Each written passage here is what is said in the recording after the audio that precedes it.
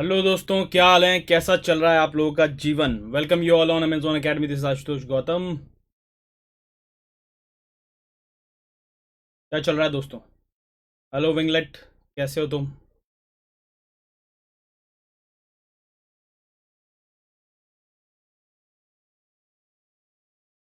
तो सभी सो के उठते हैं, उसमें क्या है? कौन उठ के सोता है? Good morning, good morning, good morning. चलो, आज हम बात करने वाले हैं remaining part of the GOC, that is GOC 2।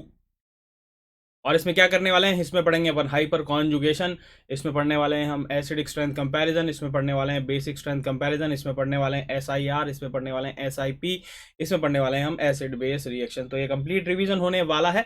इसके साथ साथ प्रीवियस ईयर क्वेश्चंस के बारे में अपन बात कर लेंगे। और जैसे कि हमने कहा था, एबेनगॉस फॉरगेटिंग कर्व थ्योरी पर बेस्ड ये पूरा का पूरा सिस्टम होने वाला है। इसलिए सबसे पहले, शुरू करने से पहले, हम पिछले लेक्चर का 2 मिनट रिवीजन करेंगे थ्रू सम क्वेश्चंस। तो वो हो गया। और अगर डीपीपी में किसी को कोई भी इशू है तो प्लीज बात कर सकता है। DPP done, very good, very good, very good, very good, very good मेरे दोस्तों। हेलो खुशी, हेलो मिहिर। हमारा पहला रिचुअल अपन कर लेते हैं। पहला रिचुअल दोस्तों यह है कि आप सबसे पहले चैट बॉक्स में लिख देंगे अपना नाम, और उसके बाद जैसे ही सवाल आएगा तो आप आंसर करेंगे इस तरीके से। तो मुझे समझ में आ जाएगा कि आशुतोष ने ए आंसर किया है। Hello hello Gaurav, hello KP from Jaipur, hello Anukriti, Divyanshu, हम फिर मिल लिए दोस्तों। हेलो ईशान, हेलो विशाल, साक्षात प्रणाम आपको भी। आर एस, ये हर्ष, अंश, यतिन। चलो, अपन लास्ट तक साथ रहते हैं। बहुत कुछ सी चीज़ें जो है वो सीख के जाएंगे, बहुत सारी चीज़ें। तो जल्दी से शुरू कर देते हैं। मैं हो जाता हूँ छोटा, नहीं इस तरफ, छोटा इस जगह, और सब्जेक्ट को कर देता हूँ मैं बड़ा। इस सब्जेक्ट तुमसे और मुझसे दोनों से बड़ा है। नमस्ते, नमस्ते, नमस्ते। यार भैया बोलते हो ना, एकदम अच्छी वाली फीलिंग आ जाती है ना? एकदम जवान टाइप फीलिंग आती है। भैया ही बोला करो, अच्छा लगता है। ठीक है। डीबीपीज हो गई है। किसी को डीबीपी में डाउट हो तो पूछ सकता है। कोई भी डाउट हो डीबीपी में, अपने पास खुली हुई है सामने डीबीपी, तो जल्दी से बता दो किसी को, कोई भी डीबीपी। Hello, hello Sujal. बस बढ़िया, बढ़िया, बढ़िया। 10th क्वेश्चन देख लेते हैं, किसी को कोई डाउट है 10th वाले में? क्या कह रहा है वो?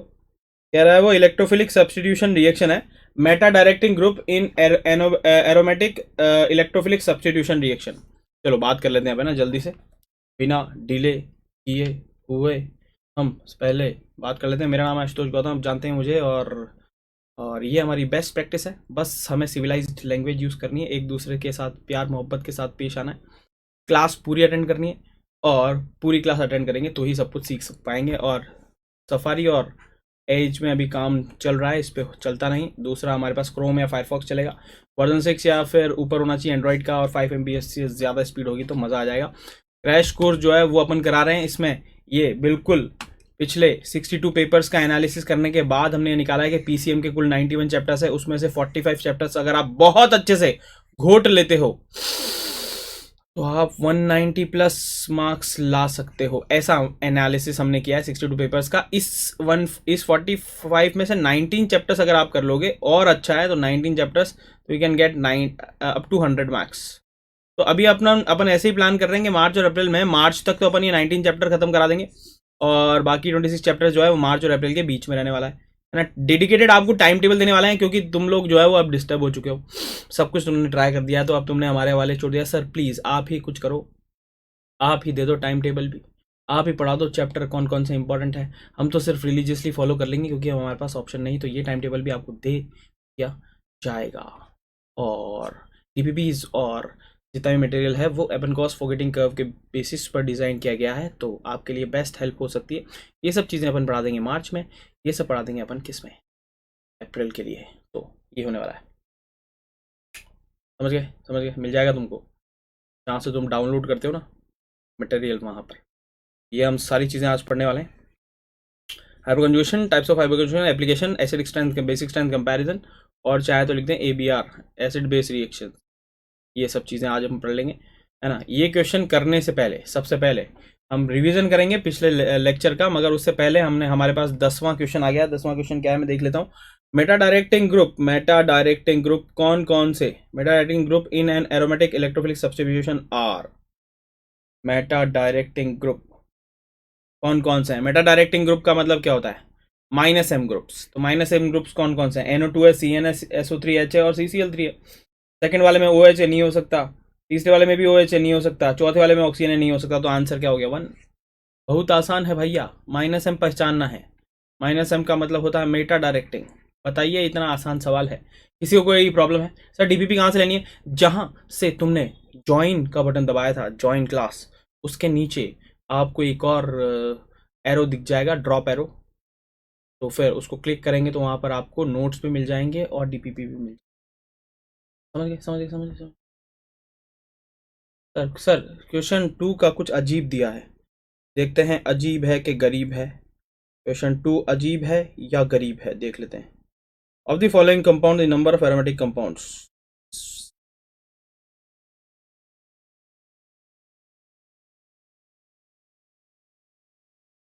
क्वेश्चन 2 हमारे पास क्या है? एरोमेटिक कंपाउंड्स क्या है? चलो, अच्छा ये बस ये पूछ रहा है कि इसमें से कितने एरोमेटिक है, बस ये पूछ रहा है। तुम तो सिर्फ ये देखो कि इसमें से कितने एरोमेटिक है। हमारे पास ये एरोमेटिक है भाई साहब, ये एंटी एरोमेटिक है, ये वाला एरोमेटिक हुआ, और तीसरा वाला एंटी एरोमेटिक है, चौथा वाला एरोमेटिक है, पांचवा वाला एरोमेटिक है। तो टोटल 3 हुए, पहला वाला, चौथा वाला और पांचवा वाला। ये एरोमेटिक हो गया, 3 हो गया ना। बहुत ही आसान सवाल है, एकदम लल्लू सवाल था एकदम, इसमें तो का ही कर सकते हैं। चलो जल्दी से अब अपन आ जाते हैं अपनी वाली पर, और पिछली कुछ क्लासेस को रिवीजन, जो अपनी पिछली क्लास है उसको क्या कर लेते हैं, रिवीजन कर लेते हैं। रिवीजन में हमारे पास जो है चीज़ें जल्दी जल्दी से बता देता हूँ। इंडक्टिव इफेक्ट तो जो है आपको पढ़ना है। वाह क्या रिवीजन कराया सर, मजा ही आ गया एकदम, गजब ही हो गया सर ये तो। Carbocation, carbon free radical directly proportional to what? +I and +M, है ना। और carbon ion is directly proportional to what? -M and -I। ये हमको याद हो गया था। फिर है ना, इलेक्ट्रोफिलिक एरोमेटिक सब्स्टिट्यूशन के बारे में जब भी पूछा जाएगा तुमको, तो कौन electrophilic aromatic substitution on benzene बढ़ाएगा? जो बढ़ाएगा वो है +M, और जो +M होगा तो ये ऑर्थो पैरा डायरेक्टिंग ग्रुप होगा। तो कमिंग इलेक्ट्रोफाइल को ऑर्थो और पैरा पर डायरेक्ट करेगा। और -M ग्रुप जो है वो पैरा डायरेक्टिंग ग्रुप होता है ना। हर पॉजिटिव चार्ज वेकेंट ऑर्बिटल को रिप्रेजेंट नहीं करता, हर नेगेटिव चार्ज लोन पेयर को रिप्रेजेंट नहीं करता। तो इसको ध्यान से देखकर आंसर करना। एरोमेटिक एंटी एरोमेटिक के बारे में तुम्हें ध्यान से पढ़ना होगा, समझ गए तुम। और ये सब चीज़ें अपन ने पढ़ ली थी, है ना। और ये चीज़ें अपन को ध्यान रखनी है मेनली। और एरोमेटिसिटी के बारे में अपन ने बात कर ली थी। एरोमेटिसिटी, एरोमेटिसिटी का मतलब होता है 4n+2 pi electron. Anti aromatic का मतलब होता है 4n पाई इलेक्ट्रॉन्स के साथ साथ बाकी सारे गुण जो कि एरोमेटिक में होते हैं, cyclic, planar, complete cyclic resonance. समझ में आ गया? समझ में आ गया? समझ में आ गया? समझ में आ गया? समझ में आया सर? ठीक है, कोई बात नहीं, कोई बात नहीं। ज़िंदगी में बड़े बड़े शहरों में छोटी छोटी बातें होती रहती है। तो जल्दी से पहले ये करके दिखाओ, पहले ये करके दिखाओ, जल्दी से, तुरंत, डिले नहीं करना। What is the correct order of inductive effect? जल्दी से फटाफट बता दो। ये O- है भाई लोग, है ना। Correct order of inductive effect, और मैं बोल देता हूँ उसको +I का ऑर्डर बताना है तुमको बताना है +I का ऑर्डर। जल्दी बता दो क्या होने वाला है। SB, प्लीज अपना नाम लिखो यार, है ना, नाम लिखो। नाम में सब कुछ है दोस्तों, नाम लिखोगे तभी मजा आएगा, मजा। प्रियंश का आंसर आ चुका है A। सब अलग अलग आंसर कर रहे हो, वाह बेटा वाह। कौन सा वाला? ये करके दिखाओ, पहले ये करके दिखाओ। अरे गाना है ना, भूल गए क्या तुम? ये करके दिखाओ, पहले ये करके दिखाओ, वो गाना था भाई। तुम भी यार, सब कुछ मैं ही बताऊं मतलब अब। ये वाला काम तो तुम्हें पता होना चाहिए ना। C, वरुण का आंसर आ चुका है C। पीयूष का आंसर आ चुका है A। यतिन का आंसर आ चुका है C। अथर, मेटा डायरेक्टिंग, फिर मेटा डायरेक्टिंग पे अटक गए। -M जितने भी ग्रुप होंगे वो मेटा डायरेक्टिंग होंगे। AP -m, plus m minus m दो ग्रुप पढ़े थे अपन ने, उसमें -m जो होंगे वो मेटा डायरेक्टिंग ग्रुप होंगे। डोरेमोन, विशाल, सौरभ, सी सी सी सी। तो मेरे भाइयों ये तो गलत हो गया, पहला तो ये ठीक है मगर दूसरा इसको होना चाहिए था, तो ये गलत हो गया। यहाँ पर भी पहला होना चाहिए था, ये दूसरा होना चाहिए था, फिर ये तीसरा होना चाहिए था। यहाँ पर हमारे पास ये पहला होना चाहिए क्योंकि negatively charge species donates more compare to the neutral one. फिर एल्काइल ग्रुप वाला हो गया, फिर डी, और एच का तो क्या होता है, जीरो होता है। तो सी बिल्कुल सही है आंसर, बिल्कुल बिल्कुल बिल्कुल। गलत लिख दिया क्या मैंने?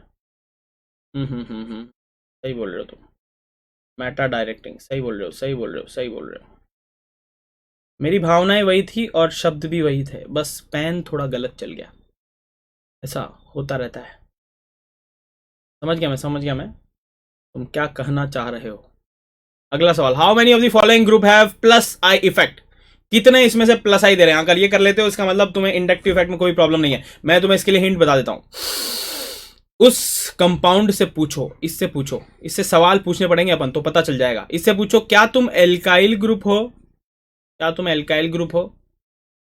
ना। क्या तुम नेगेटिवली चार्ज्ड हो? ना। अच्छा, क्या तुम टी या डी हो? ना। क्या तुम SiH3 हो? ना।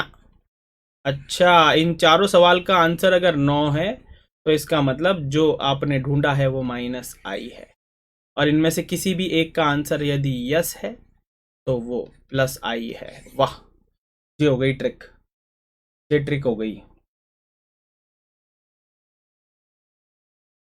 वाह वाह वाह बेटा, वाह वाह रेस।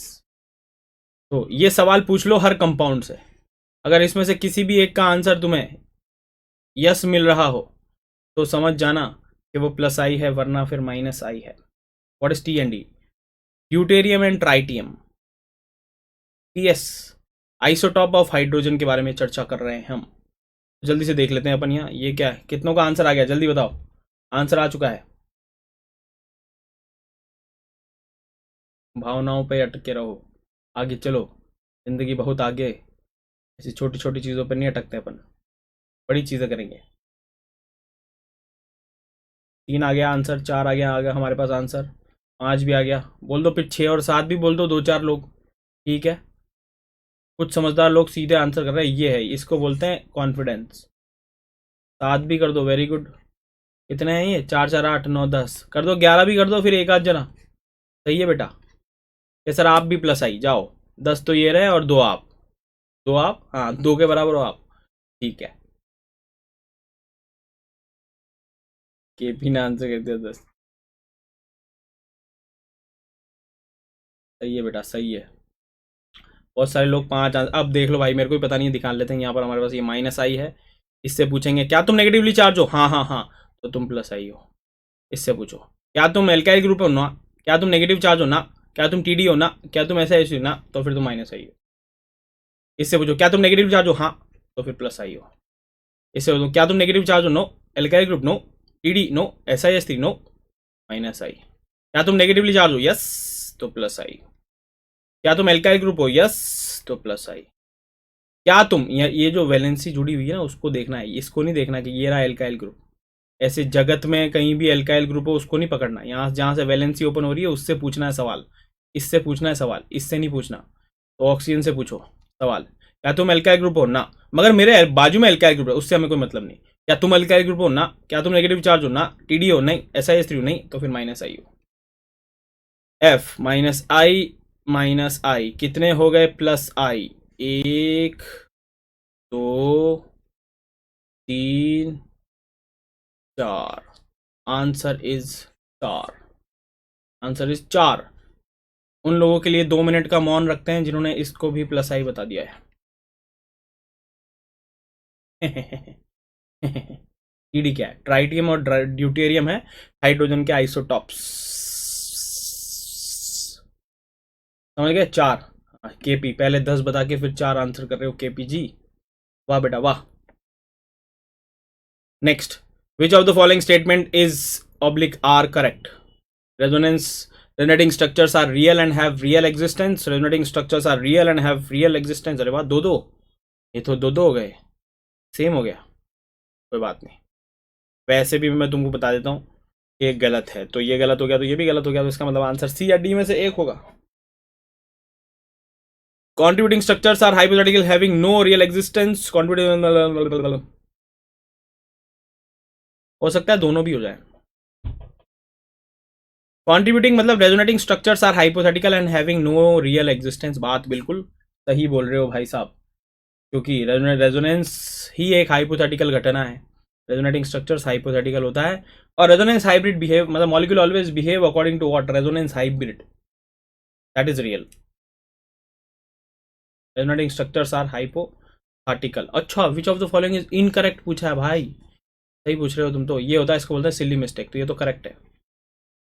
करेक्ट। कॉन्ट्रीब्यूटिंग मतलब resonating structures are less stable than the resonance hybrid, ये भी करेक्ट। इनकरेक्ट पूछा है भैया, तो ये तो दोनों ही आंसर कर देंगे हम A B.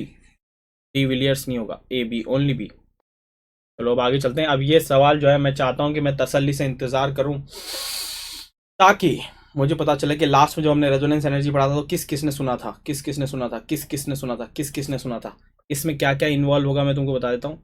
Ease of resonance के बारे में तुमको सोचना पड़ेगा, तुमको साइक्लिक एसाइक्लिक रेजोनेंस के बारे में सोचना पड़ेगा, तुम्हें एरोमेटिक और नॉन एरोमेटिक के बारे में सोचना पड़ेगा। तो अब तुम ये देख लो कि in the given pair of compound select the one which is having higher resonance energy, which select the one which is having, select the one in which pair having, ये क्या है, अधूरा है क्या सवाल?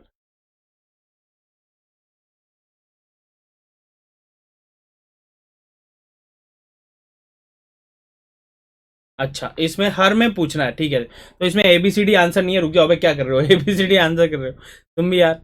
इसमें पूछ रहा है कि ए और बी में से, पहले इसके बारे में बात करेंगे। ए और बी में से इसको मैं कह देता हूँ पी, और इसको मैं कह देता हूँ क्यू, इसको मैं कह देता हूँ आर, और इसमें मैं कह देता हूँ एस, इसको मैं कह देता हूँ एक्स, और इसको मैं कह देता हूँ वाई, और इसको मैं कह देता हूँ ए, और इसको मैं कह देता हूँ जेड। तो अब मुझे बता दो कि इन दोनों पेयर में से किसकी रेजोनेंस एनर्जी ज़्यादा होगी। आंसर लिखो ऐसे, पी और आर और एक्स और जेड। तो चारों ऑप्शन में एक एक कौन से होंगे, जल्दी बता दो। P R Y Z, P R Y Z आ रहा है हमारे पास answer. P R Y Z, P R Y Z, P R Y Z, P R Y Z, P R Y Z. बहुत ही आसान सवाल है दोस्तों, मैं बता रहा हूँ तुमको। ये नेगेटिव चार्ज है,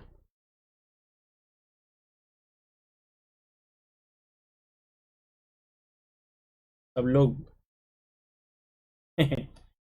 पहले वाले में अगर मैं देखूँ तो ये एरोमेटिक है, और ये हमारे पास नॉन एरोमेटिक है, तो तुमको समझ में आ चुका होगा कि पहले वाले में तो पी ही है। इसमें बात करें तो ये एरोमेटिक है और ये नॉन एरोमेटिक है, तो फिर आर है। और इसमें बात करें तो मेरे प्यारे दोस्तों, कुछ लोगों ने आंसर सही भी दिया है, और वो है हमारे पास पी आर। और अभी तक क्या चल रहा है हमारे पास, पी आर एक्स और जेड चल रहा है अभी, तो पी आर एक्स ए नहीं, किसी ने ये दिया है P R x which is aromatic.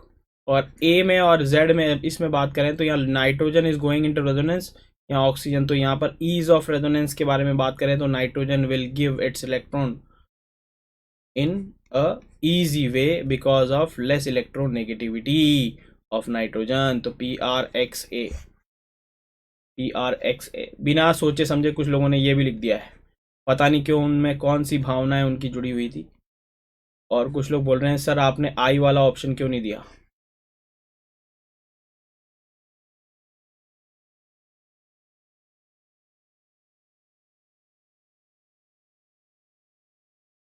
चलो आगे चलते हैं, ये हमारे पास अभी पिछले साल का सवाल है, जल्दी से। तीसरे वाले में सी पर नेगेटिव चार्ज है क्या? हाँ नेगेटिव चार्ज है। हाँ,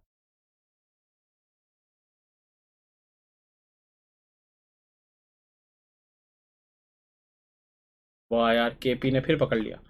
हमने बोल दिया था हायर बताओ, तो लेसर को हटा देते हैं अपन और यहाँ हायर कर देते हैं फिर तो सब लोगों ने गलत ही जवाब दिया। लेसर बोलेगा तो इसका उल्टा कर दो, क्या हो जाएगा हमारे पास, क्यू एस वाई और जेड। फिर ये तो किसी ने दिया ही नहीं आंसर। हैं, सब लोगों ने जो है वो ज़्यादा वाला ही दिया है, हम ज़्यादा वाला मानेंगे।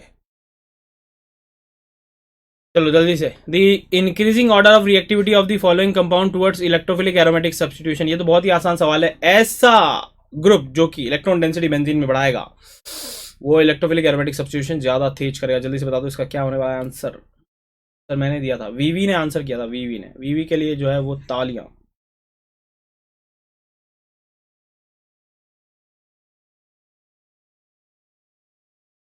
तो यहाँ हमारे पास ये हो जाएगा नंबर 1। जल्दी जल्दी बता दो फटाफट, टाइम नहीं है, अब अपन टॉपिक शुरू करना है। पहला हो जाएगा ये, दूसरा हो जाएगा हमारे पास ये, तीसरा हो जाएगा हमारे पास ये, और चौथा हो जाएगा सी। रिवीजन हो गया हमारे पास। अब शुरू कर देते हैं मेरे दोस्तों। सर 1000 रुपये का डीडी भेज दो वीवी के लिए। सही बेटा, सही बेटा, सही बेटा, 1000 रुपये का वीवी। हाइपर कॉन्जुगेशन शुरू करते हैं दोस्तों बिना डिले किए हुए। हाइपर कॉन्जुगेशन आखिर क्या है जरा समझें। हाइपर कॉन्जुगेशन बिना डिले किए हुए, ये भी दो तरीके का होता है। एक तो होता है हमारे पास प्लस एच और एक होता है हमारे पास माइनस एच।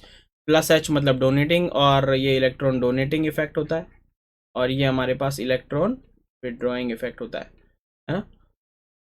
हम पहले बात कर रहे हैं प्लस एच की, जो हमारे सिलेबस में बहुत ब्यूटीफुली है। प्लस एच, प्लस एच जो है वो दो चीज़ों को स्टेबलाइज करने के काम आता है, दो चीज़ों की स्टेबिलिटी कंपेयर करने के काम आता है। बताओ कौन कौन सी। ए, ऑप्शन देता हूँ, किन किन की स्टेबिलिटी कंपेयर करने के काम आता है। पहला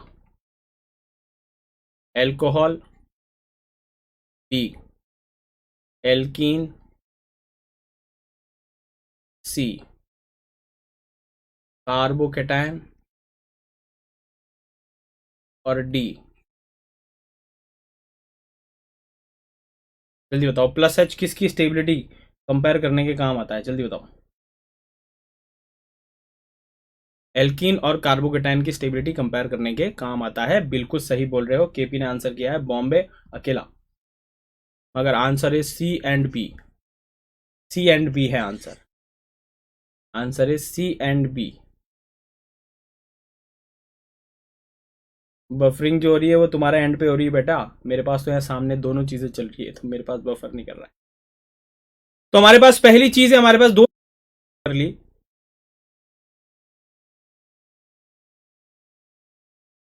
हाँ यार, अभी तो मेरे भी बफर हुआ था। सही बोल रहे हो यार। अब क्या करें यार, ये इंटरनेट वाले ऐसे स्लो स्लो चलाते हैं, 300 MBPS की भी, तो ऐसे क्या करें हम। Lag lag lag lag lag lag lag. जल्दी बताओ, जल्दी बताओ, फटाफट बता दो।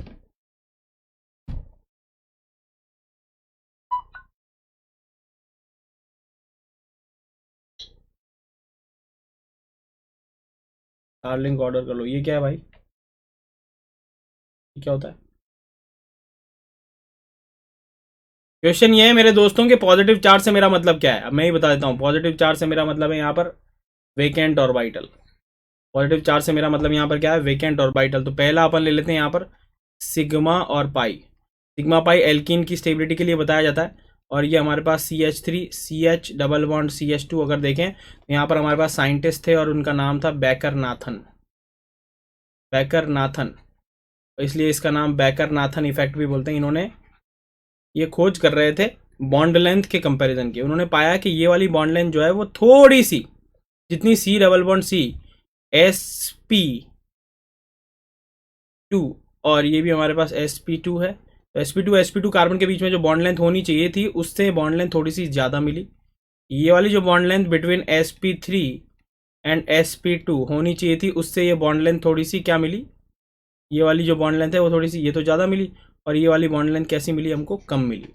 और यहाँ पर जो CH बॉन्ड है, हमारे पास 3 CH बॉन्ड है, जो 3 CH बॉन्ड है इनकी जो बॉन्ड लेंथ है वो भी ideal bond length CH bond length से थोड़ी सी क्या मिली हमको, ज़्यादा मिली। तो इसका मतलब ये जो ऑब्जर्वेशन थी कि ये वाली बॉन्ड लेंथ घट गई, बढ़ गई है, ये वाली घट गई है और ये वाली बढ़ गई है, तो फिर उन्होंने कुछ हाइपोथेटिकल, अरे यार क्या कर रहे हो मेरे दोस्तों,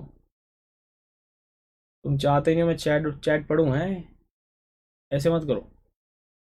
तो यहाँ पर हमारे पास फिर इन्होंने क्या किया, इसका एक्सप्लेनेशन ये दिया कि ये CH बॉन्ड जो है वो मोमेंटरीली टूट जाता होगा, और टूटता होगा तो मोर इलेक्ट्रोनेगेटिव कार्बन पर क्या आता होगा, नेगेटिव चार्ज आ जाता होगा, नेगेटिव चार्ज रेजोनेंस करते हुए डबल बॉन्ड इधर शिफ्ट कर देता होगा और ये हमारे पास नेगेटिव चार्ज आ जाता होगा।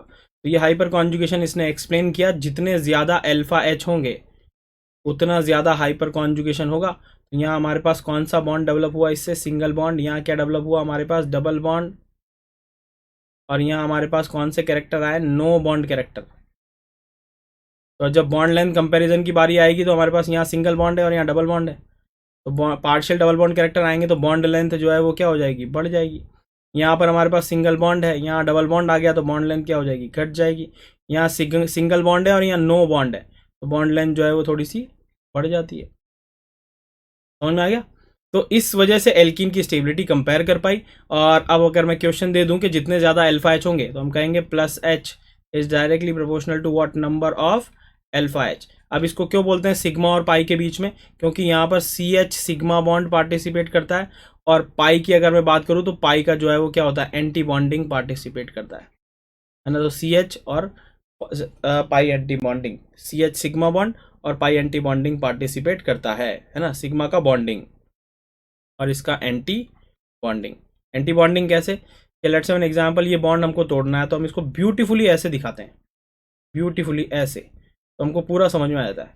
यहाँ पर हमारे पास ये पाई बॉन्ड है तो इसका यहाँ एंटी बॉन्डिंग भी होगा, this is pi anti bonding. तो ये इलेक्ट्रॉन जो है वो किधर ट्रांसफर हो जाते हैं, बॉन्डिंग से एंटी बॉन्डिंग, तो बॉन्ड जो है वो इधर टूट जाता है। ये ब्यूटीफुल वे ऑफ रिप्रेजेंटेशन जिसको बोलते हैं सिग्मा बॉन्डिंग और पाई एंटी बॉन्डिंग के बीच में क्या हो रहा है, हमारे पास हाइपर कॉन्जुगेशन हो रहा है। अब नहीं आ रहा है यार लाइक, है ना। तो अब क्वेश्चन है हमारे पास, नंबर ऑफ अल्फा एच से डिसाइड हो गया हमारे पास एल्कीन की स्टेबिलिटी। तो मुझको बताओ इनमें से कौन सी एल्कीन जो है वो ज़्यादा स्टेबल होने वाली है, इनमें से कौन सी एल्कीन ज़्यादा स्टेबल होने वाली है।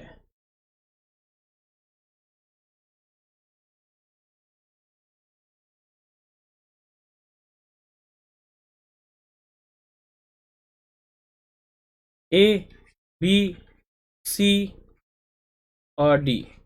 जल्दी से बता दो इसमें से ऑर्डर ऑफ स्टेबिलिटी क्या होने वाला है। Order of stability, order of stability, order of stability, जल्दी जल्दी जल्दी जल्दी, टाइम नहीं अपने पास। ऑर्डर ऑफ स्टेबिलिटी क्या होने वाला है, अल्फा एच काउंट कर लो। अल्फा एच क्या होते हैं, एल्कीन sp2 कार्बन के बाजू में जो कार्बन है sp3 उस पर प्रेजेंट हाइड्रोजन कहलाते हैं हाइपर कॉन्जुगेशन करने वाले हाइड्रोजन्स। और जितने ज्यादा अल्फा एच होंगे हाइपर कॉन्जुगेशन उतना ही तगड़ा होगा। बोलो तो पाई बॉन्ड का डीलोकलाइजेशन उतना ही ज्यादा होगा। और पाई बॉन्ड अनस्टेबिलिटी क्रिएट करता है क्योंकि वो लूजली बॉन्डेड इलेक्ट्रॉन डेंसिटी होता है। अगर लूजली बॉन्डेड इलेक्ट्रॉन डेंसिटी बढ़ गई तो स्टेबिलिटी आ गई। आंसर हमारे पास अल्फा एच कितने हैं इसमें, 12। बिल्कुल सही बोल रहे हो मेरे दोस्तों। आंसर कर दिया हमारे पास वीवी ने। वीवी, मेरे बेटे का नाम भी विवान है और मैं उसे प्यार से वीवी बोलता हूँ। वाह, यहाँ पर एक वीवी मिल गया। तो हमारे पास यहाँ 12 है, यहाँ 9 अल्फा एच है, यहाँ 6 है और यहाँ 6 है। बात हो रही है स्टेबिलिटी की, तो अल्फा एच के अकॉर्डिंग ये दोनों तो सेम आ रहा है, मगर ये ट्रांस एल्कीन है मेरे दोस्तों और यह है सिस। सिस में हमारे पास CH3 और CH3 के बीच में क्या होने वाला है, वंडरवॉल रिपल्शन होगा। जबकि यहाँ CH3 और CH3 के बीच में वंडरवॉल रिपल्शन नहीं होगा। तो स्टेबिलिटी का ऑर्डर हो जाएगा बिल्कुल ये वाला। समझ में आ गया है ना। अब अगला सवाल हमारे पास, अगला सवाल है बिटवीन दिस एंड दिस, कि हमने ये ले लिया और आपसे ये पूछ लिया, बताइए इन तीनों में स्टेबिलिटी का ऑर्डर क्या होगा। तो एल्कीन की स्टेबिलिटी अपनी कंप्लीट हो जाएगी। सर तो गर्मी कैसी है, बढ़िया गर्मी है दोस्त, AC चल रहा है। चलो जल्दी बता दो मुझे यहाँ पर क्या होने वाला है। इसको बोलते हैं जेमिनल एल्कीन, ये हमारे पास ट्रांस है, ये हमारे पास सिस है और ये हमारी हाइपर कॉन्जुगेशन हो रही है।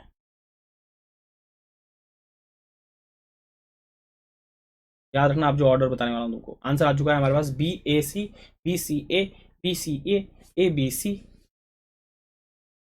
वाह वाह वाह वाह वाह वाह वाह वाह वाह। यहाँ हमारे पास आंसर होता है मेरे दोस्तों GTC। ये तो हमको पता ही था, मगर ये नहीं पता था कि ऐसा होगा, दुनिया में ऐसा भी हो जाएगा ये पता नहीं था दोस्तों। हाइपर कॉन्जुगेशन की क्वालिटी चेक करते हैं कि अगर मान लो यहाँ से H गया तो यहाँ पर हमारे पास नेगेटिव चार्ज क्रिएट होगा इस जगह पर। ऐसा ही तो होता है हाइपर कॉन्जुगेशन में, देख लो यहाँ हमारे पास क्या क्रिएट हुआ था, नेगेटिव चार्ज क्रिएट हुआ था ना यहाँ। तो यहाँ पर अगर मैं देखूँ तो हाइपर कॉन्जुगेशन 1 डिग्री पर नेगेटिव चार्ज क्रिएट करेगा। जबकि इन दोनों में negative charge either this carbon पर, दिस कार्बन पर, दिस कार्बन पर, दिस कार्बन पर, यहाँ पर 2 डिग्री पर क्रिएट होगा। 2 डिग्री पर हमारे पास CH3 का प्लस आई लगेगा, जो कि हाइपर कॉन्जुगेशन को, नेगेटिव चार्ज को अनस्टेबल करेगा।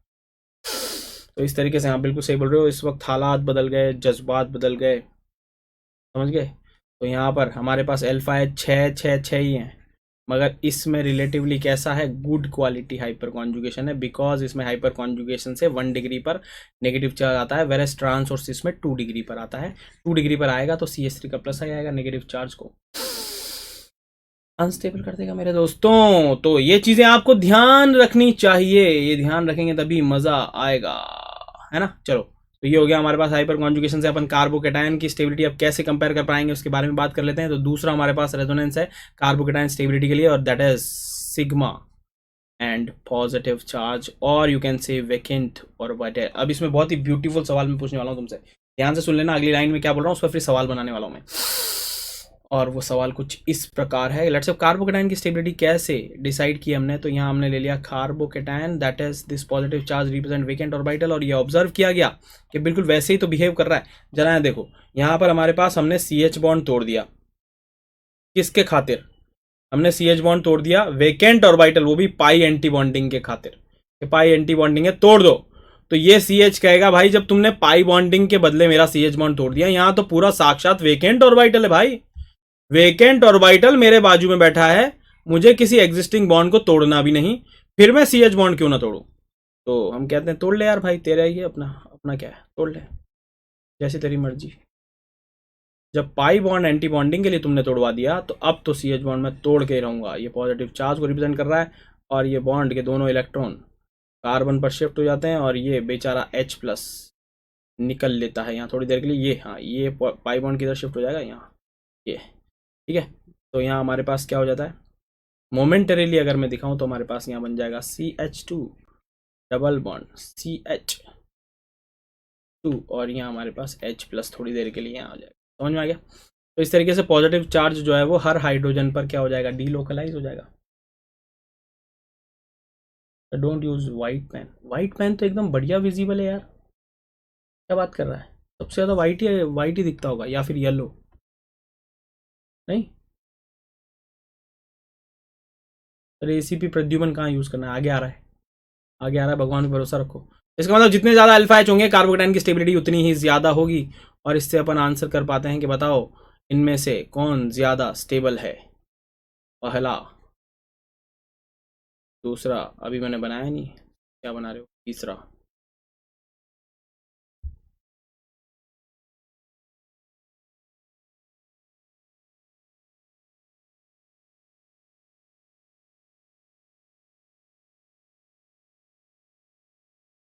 ABC, what is the order of stability of these 3 कार्बोकेटायंस, जल्दी बता दो।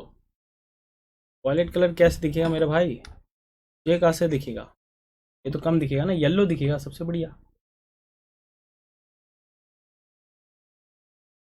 हमारे पास अल्फा एच से आंसर कर देंगे, तो हमारे पास अल्फा एच इसमें 9 है, इसमें कितने हैं 3 और 1 4 है, और इसमें कितने हैं 2।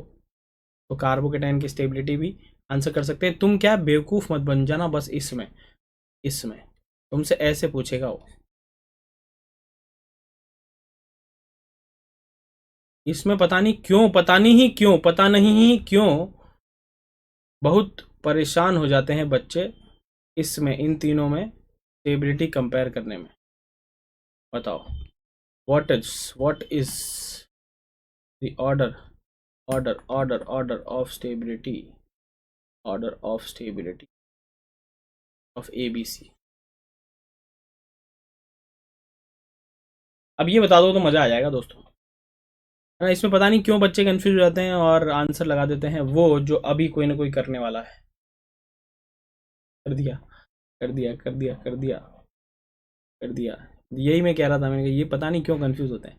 पहले हाइपर कॉन्जुगेशन देखो ना यार, अल्फा एच काउंट करो, इसमें 3 अल्फा एच है, ये रहे 3, इसमें 1 अल्फा एच है, और इसमें 0 अल्फा एच है। तुम इंडक्टिव देखने लग जाते हो, तुम्हें लगता है ये बड़ा प्लस आई देगा, ये छोटा प्लस आई देगा, और ये तो प्लस आई नहीं देगा, है ना। पता नहीं क्यों ABC कर देते हो, जबकि आंसर ये होने वाला है CBA।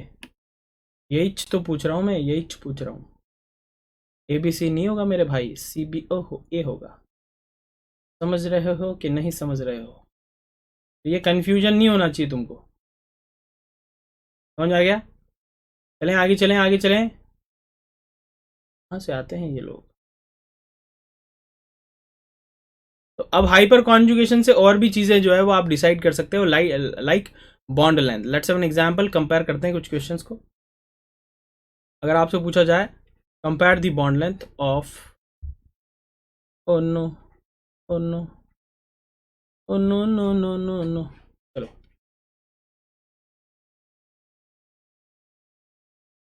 Compare the bond length of these three. This is bond length A, this is bond length B and this is bond length C। गहरा सवाल है दोस्तों, गहरा, बहुत गहराई तक चोट करेगा ये।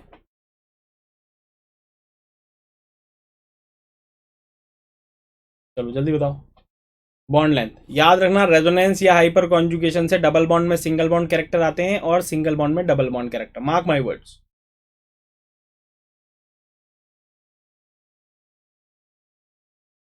एक और बात ये बोल रहा हूं कि ड्यू टू रेजोनेंस और hyper conjugation double bond character develops in single bond and single bond character develops in double bond. तो ये आपको ध्यान रखना है। और रेजोनेंस ज़्यादा पावरफुल इफेक्ट है हाइपर कॉन्जुगेशन से, इसलिए रेजोनेंस डबल बॉन्ड में सिंगल बॉन्ड या सिंगल बॉन्ड में डबल बॉन्ड कैरेक्टर ज़्यादा डेवलप करता है। तो यहाँ पर हमारे पास हाइपर कॉन्जुगेशन है, उसकी वजह से डबल बॉन्ड कैरेक्टर आएंगे। यहाँ पर हमारे पास ये डबल बॉन्ड और डबल बॉन्ड के बीच में रेजोनेंस है, उसकी वजह से डबल बॉन्ड कैरेक्टर आएंगे। और यहाँ पर हमारे पास कछुना है, कछुना है तो ये सिंगल बॉन्ड ही रहेगा, और सिंगल बॉन्ड सबसे बड़ा होता है, तो सबसे बड़ा तो C हो गया। अब इन दोनों में दिखाना है हमको। अब ये समझना है कि डबल बॉन्ड कैरेक्टर किस में ज़्यादा आएंगे। तो रेजोनेंस की वजह से इसमें डबल बॉन्ड कैरेक्टर ज़्यादा आएंगे, तो हम कहेंगे इसमें DBC ज़्यादा। और अगर DBC ज़्यादा है, डबल बॉन्ड कैरेक्टर ज़्यादा है, तो डबल बॉन्ड की तो बॉन्ड लेंथ क्या होती है? छोटी होती है। तो इसका मतलब इसका ये वाला बॉन्ड ज़्यादा छोटा हो जाएगा, ज़्यादा छोटा हो जाएगा, इसका मतलब ये रिलेटिवली बड़ा होगा।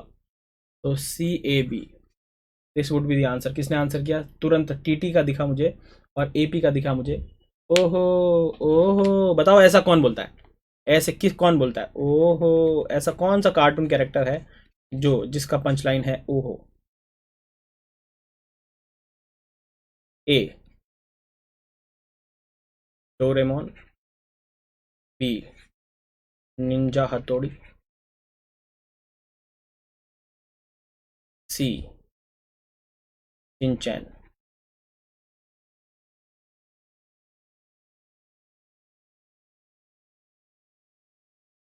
चलो बिल्कुल सही जवाब। तो हमारे पास हाइपर कॉन्जुगेशन के बारे में बात कर लिया अपन ने। कुछ और सवाल? सवाल दूं, सवाल दूं, सवाल दूं? बोलो बोलो बोलो बोलो बोलो, है ना? अब हम बात कर लेते हैं hyper types of hyper conjugation की। बात तो कर ली, अब कुछ सवाल, ये वाला सवाल IIT 2013 में पूछा हुआ और अभी अभी मैं तुमको बता के आया हूँ। टर्शरी ब्यूटाइल कार्बोकेटायन और 2 ब्यूटीन मतलब एल्कीन में किस तरीके का हाइपर कॉन्जुगेशन होता है, अभी मैं बता के आया हूँ तुमको इन दोनों को। तो जल्दी से आप बता दो, 2013 का सवाल है, क्या तुम इसे कर पाते हो कि नहीं कर पाते? तुम्हारा समय शुरू होता है अब। गहरी बात, गहरी गहरी बात है दोस्तों।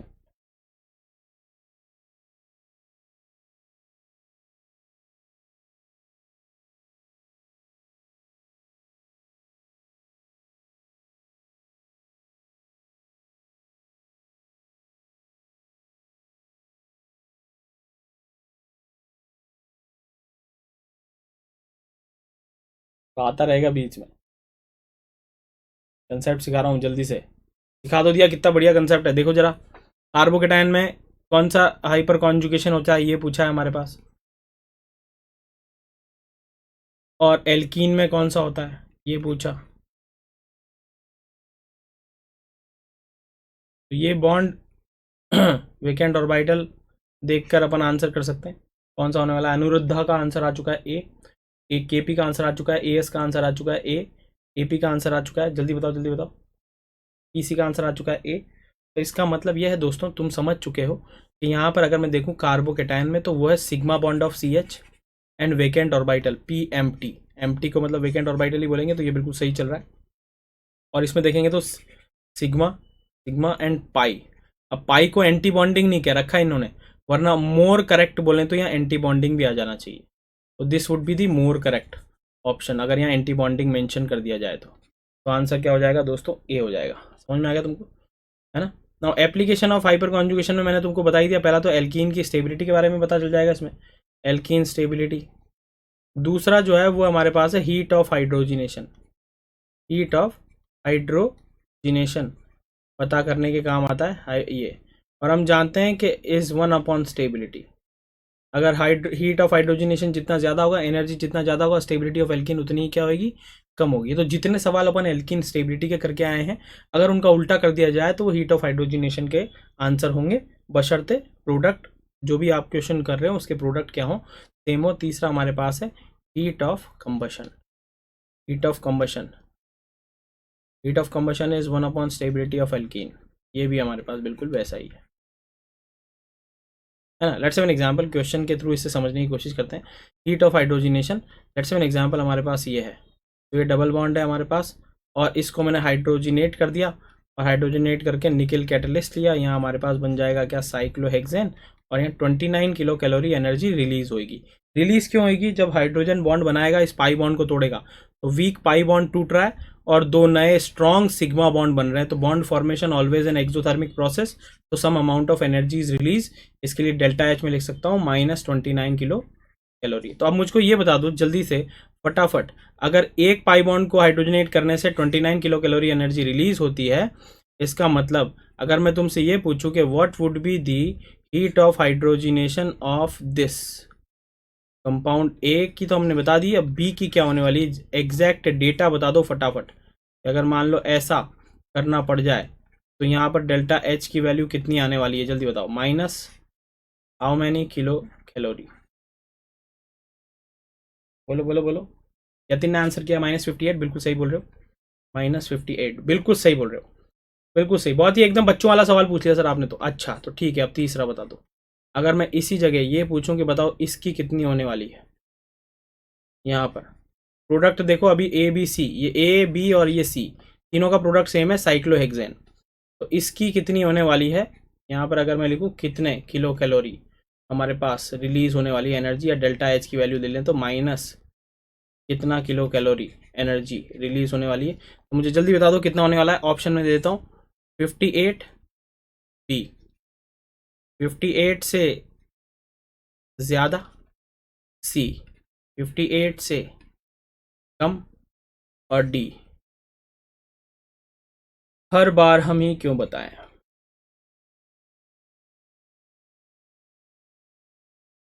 बच्चे हैं तो इसका मतलब ये है कि आप क्वेश्चन पूछते रहोगे और हम बताते रहेंगे, ये नहीं चलेगा सर, आपको बताना पड़ेगा आज। C C C C C B B B B B B B B, अरे स्पैम मत करो, एक एक जना एक एक बार जवाब दो यार, मैं पढ़ ही नहीं पा रहा हूँ, क्या मतलब हुआ उसका। ऐसे करने का क्या महत्व है जब मेरे को समझ ही नहीं आ रहा है। भावनाओं की कद्र करो, अब अपन रिलेट हो चुके हैं एक दूसरे से, परेशान नहीं करते हैं टीचर को, समझो इस बात को।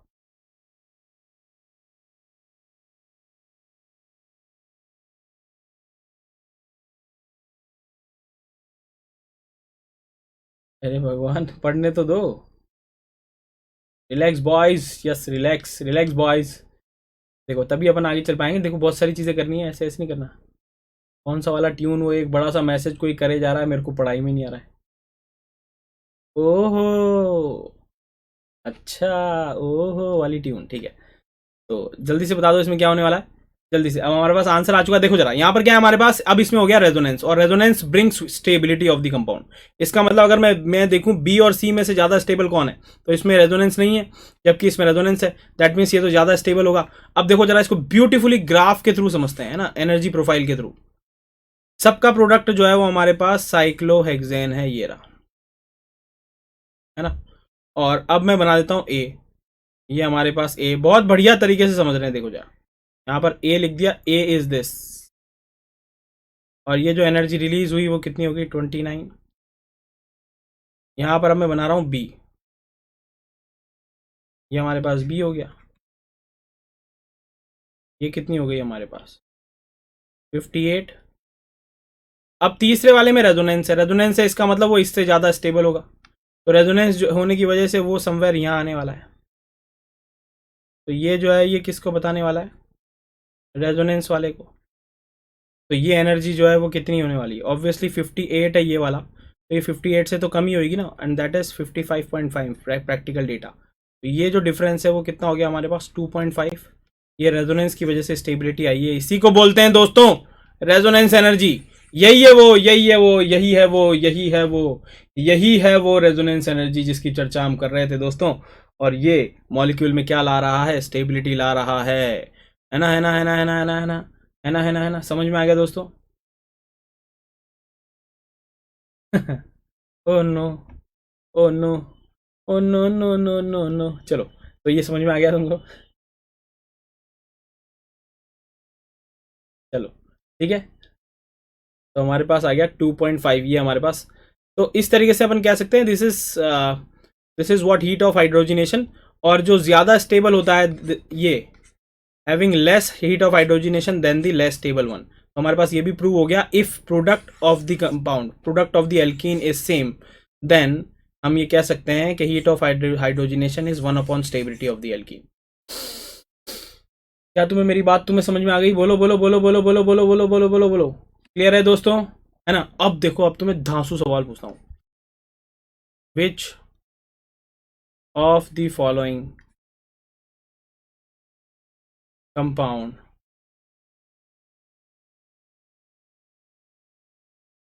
डज नॉट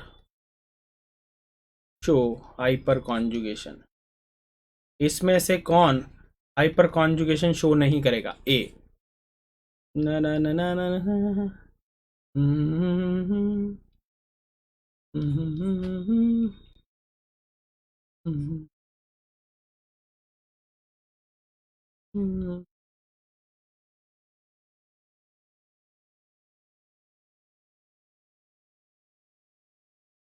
इनमें से कौन हाइपर कॉन्जुगेशन शो नहीं करेगा?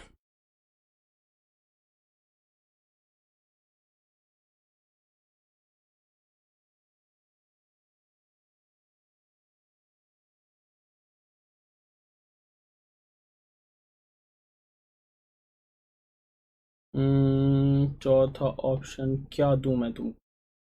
ताकि ताकि ताकि ताकि ताकि रे,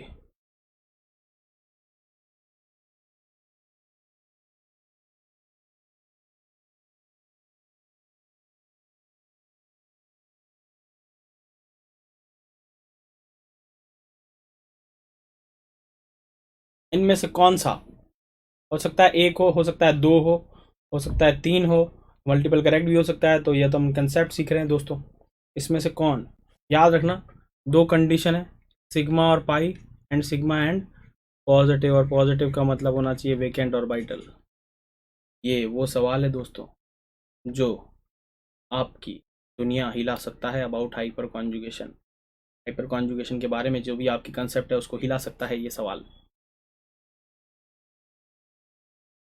मगर अगर हमारे पास कंसेप्ट है तो फिर कोई लोचा नहीं है, कंसेप्ट हमें आता है तो फिर कोई लोचा नहीं है, हम आसानी से आंसर कर सकते हैं दोस्तों। बस अब यही जानना था मुझे। यहाँ तो हमारे पास अल्फा एच नहीं है, ये तो हमको समझ में आ गया। तो जो भी आंसर बी कर रहे हैं वो तो बिल्कुल सही है। The answer is B only. जो आंसर सी कर रहे हैं ना, उनको मैं बता दूं कि अगर वो बोरोन को नहीं जानते हैं, अगर वो बोरोन को जानते होते तो आज ऐसा नहीं कहते। ये और ये दोनों एक ही बात है। क्यों? क्योंकि यहाँ भी तो वेकेंट ऑर्बिटल होता है, हाइपोवेलेंट है। इसमें पॉजिटिव चार्ज हुआ तो क्या हुआ, वेकेंट ऑर्बिटल तो यहाँ भी है। तो एल्काइल बोरेंस जो होते हैं ना, एल्काइल बोरेंस की स्टेबिलिटी भी हाइपर कॉन्जुगेशन से एक्सप्लेन की जा सकती है मेरे दोस्तों। Alkyl boranes. अच्छा, तभी तभी समझ में आया मुझे कि अगर मान लो ऐसा पूछ लिया जाता है इनऑर्गेनिक में, तो इन दोनों में से ज्यादा स्टेबल कौन सा होता है, ए और बी? जल्दी बता दो, ए और बी में से कौन ज्यादा स्टेबल होगा, जल्दी बताओ फटाफट फटाफट। अच्छा, ये एल्काइल बोरेंस की स्टेबिलिटी से एक्सप्लेन की जा सकती है। तो अब हमको चमक चुका है, कतई कतई चमक चुका है हमको कि इन दोनों की स्टेबिलिटी भी कंपेयर की जा सकती है। और वो की जा सकती है तो क्या की जा सकती है? तो की जा सकती है तो ये की जा सकती है कि BMA3 में हमारे पास 9 अल्फा एच होंगे, यहाँ हमारे पास 6 अल्फा एच होंगे। तो हम बात कर सकते हैं कि ऐसा होगा तो वैसा होगा तो वैसा होगा। तो अब हमारे पास एक और सवाल है, इस सवाल का जवाब जल्दी से, हाँ सब लोगों ने अच्छे से आंसर किया, प्लीज अपना नाम लिखो यार, मेरे को ये पढ़ने में मजा नहीं आता। अभी जब एडी लिखा होगा ना, एडी ने ए आंसर किया, एएस ने ए आंसर किया, तो मजा नहीं आता। जब तुम नाम लिखोगे तो फिर मैं बोलूंगा भी सही कि हाँ पिया, लट से पीयूष ने आंसर किया, और अमन ने आंसर किया, अमन का ए है, प्रतीक का ए है, मिहिर का ए, ये मजा आता है फिर, अनुरुद्धा का ए है, श्रेयांश का ए है, ऋषि का ए है, सबने आंसर किया, वेरी गुड। अब अगले सवाल की ओर बढ़ते हैं दोस्तों, और वो है कि बताओ इसमें से विच is more stable among the following, इनमें से कौन ज्यादा स्टेबल है, जल्दी बताओ। ना ला ला ला ना ना ना, क्या हमने लगा दिया CH3। ये पूरी रामायण वापस नहीं बना रहा हूँ मैं ना, तो बना ही देता हूँ यार। कहोगे सर हमें समझ ही नहीं आया था क्या लिखा था आपने। यहाँ लगा दिया मैंने CD3, और यहाँ लगा दिया हमने, ये ले लिया मैंने B, और C बना रहा हूँ अब। बच्चे होते हैं ना, ये सवाल गलत करते हैं, प्रोफेशनल से ये सवाल सही कर सकते हैं, जो प्रोफेशनल ऑर्गेनिक स्टूडेंट हैं।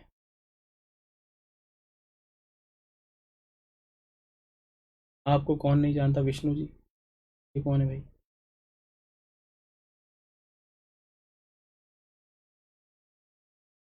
अरे आप मुझे जानते हो, KP को भूलना मतलब नामुमकिन है। प्रतीक का आंसर आ चुका है ए, श्रेयस का आंसर आ चुका है C, अमन का आंसर आ चुका है C, CBA, दिव्यांश का आंसर आ चुका है CBA। मेरे दोस्तों तुम कर क्या रहे हो, समझ नहीं आ रहा मुझे। अच्छा मुझे एक बात बताओ ना, अब यहाँ से चैट बंद करते हैं अपन, आंसर मत करना। अब मैं एक सवाल सवाल पूछ रहा हूँ, उसका जवाब देना, फिर अपन आगे चलेंगे। एक सवाल पूछ रहा हूँ, यहाँ रुक जाओ, कोई नहीं लिखेगा। मुझे बताओ कि हाइपर कॉन्जुगेशन में CH बॉन्ड टूटना जरूरी है, यस, या CH बॉन्ड टूटना जरूरी नहीं है। CH बॉन्ड टूटता है कि नहीं टूटता है, हाँ या ना, यस और नो, ऐसा टाइप कर दो। टूटता है कि नहीं टूटता है CH बॉन्ड, हाइपर कॉन्जुगेशन में टूटता है ना मेरे भाइयों।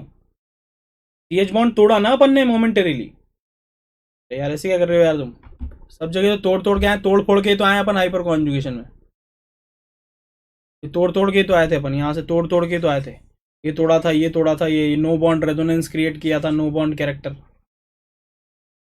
किया तो था अपन ने। तो बॉन्ड टूटेगा ना मेरे भाइयों, और जब बॉन्ड टूटेगा तो मुझे बताओ, अगर जो बॉन्ड आसानी से टूटेगा वो हाइपर कॉन्जुगेशन ज्यादा करेगा। तो तुम भूल गए कि यहाँ हाइपर कॉन्जुगेशन है, हाइपर कॉन्जुगेशन जो है वो ऑर्थो पर लगता है और पैरा पर लगता है, तो तुमने प्लस आई से आंसर कर दिया इसका, जो कि गलत है। हाइपर कॉन्जुगेशन के लिए हमें CH बॉन्ड, तो इसका मतलब CH3 का हाइपर कॉन्जुगेशन ज्यादा होता है compare to the CD3 and then CT3। और कहाँ पे लगता है, ये भी मीजोमेरिक इफेक्ट की तरह ऑर्थो और पैरा पर लगता है, मेटा पर नहीं लगता है। क्या तुम्हें चमक गया? बोलो, बोलो ना यार, बोलो ना, बोलो ना। KP का आंसर आ चुका है दोस्तों, KP जो है फॉर्म में आ चुके हैं अब। सो ABC, यस, बिल्कुल सही बोल रहे हो। अच्छा, तो अगर ये ABC है तो फिर अब इसका भी आंसर तुम कर ही चुके होंगे, समझ में, मन में तो आ ही गया होगा अब तुमको कि सर अच्छा ये बात है सर, ओहो। तो फिर अगर मान लो इसकी जगह CH3, CD3 और CT3 होता तो अब क्या करते हम, तो भी हमारे पास आंसर क्या होता, यही होता, यही होता। अच्छा तो फिर अब इसमें क्या होता, यह है सवाल। अगर मान लो मैंने यहाँ पर लगा दिया CH3, और फिर रिंग वैसी रहेगी CD3, और फिर CT3। तो अगर मान लो रिंग तो है, यहाँ पे भी रिंग है, यहाँ पे भी रिंग है ना, वो एग्जैक्टली सेम है यहाँ और यहाँ, ये CH2 प्लस है और ये CH2 प्लस है। तो मुझको ये बताओ अब स्टेबिलिटी क्या होगी, क्योंकि ये मेटा पोजीशन पर आ चुका है, उल्टा होगा, क्योंकि मेटा पर प्लस H लगता नहीं, तो हम सिर्फ आंसर करेंगे प्लस आई से, और प्लस आई और प्लस H का ऑर्डर बिल्कुल कतई उल्टा होता है। अब आंसर आ जाएगा ये बी, ये बी सी, ये बी सी, ये बी सी। अच्छा ये बात हो गई सर, आज ये वाली बात हो गई। तो अब वैसे तो मैं अलग से पढ़ाने वाला था, मगर मैं फिर से अब एक और यहीं पर एक वेरिएशन पूछ लेता हूँ तुमसे, ताकि मुझे पता चले कि तुम कितने पानी में हो, कितने पानी में हो, कितने पानी में हो। एक वेरिएशन पूछ लेता हूँ तुमसे, वेरिएशन कतई जहर वेरिएशन है दोस्तों ये। इसमें वो कंसेप्ट है जो मेरे नाम से जुड़ा है, मतलब मेरे ओहदे से जुड़ा है, मेरे ओहदे से, मेरे प्रोफेशन से जुड़ा हुआ है, वो वाला कंसेप्ट इसमें लगेगा। तो स्टेबिलिटी का ऑर्डर बता दो जल्दी से। और इसमें जो मेन कंसेप्ट है वो है मेरे ओहदे से जुड़ा हुआ, जल्दी से बता दो। येलो येलो डर्टी फेलो से लिखो। वाइट क्यों नहीं दिख रहा यार? वाइट सबसे ज़्यादा दिखता है। बोलो सर, पानी में दम घुट रहा है, क्या बात हुई? तो पानी में बैठ के क्यों पढ़ रहे हो? क्या है? जल्दी बोलो जल्दी बोलो जल्दी बोलो। आंसर क्या है? आंसर आ चुका है। पीपी का ACB, प्लीज़ अपना नाम लिखो। BAC white ink is perfect sir. हाँ वाइट दिखता है यार, बढ़िया। रेड सबसे ज़्यादा विजिबल होता है, वाह। ACB ACB ACB BAC BAC BAC CBA CBA CBA। अनुराग का आंसर आ चुका है BAC। BAC। अगर मैं तुम्हारी जगह होता ना दोस्तों, अगर मैं तुम्हारी जगह होता, सच बता रहा हूँ, अगर मैं तुम्हारी जगह होता तो इसका आंसर करता मैं B C, तो इसका आंसर मैं करता BCA।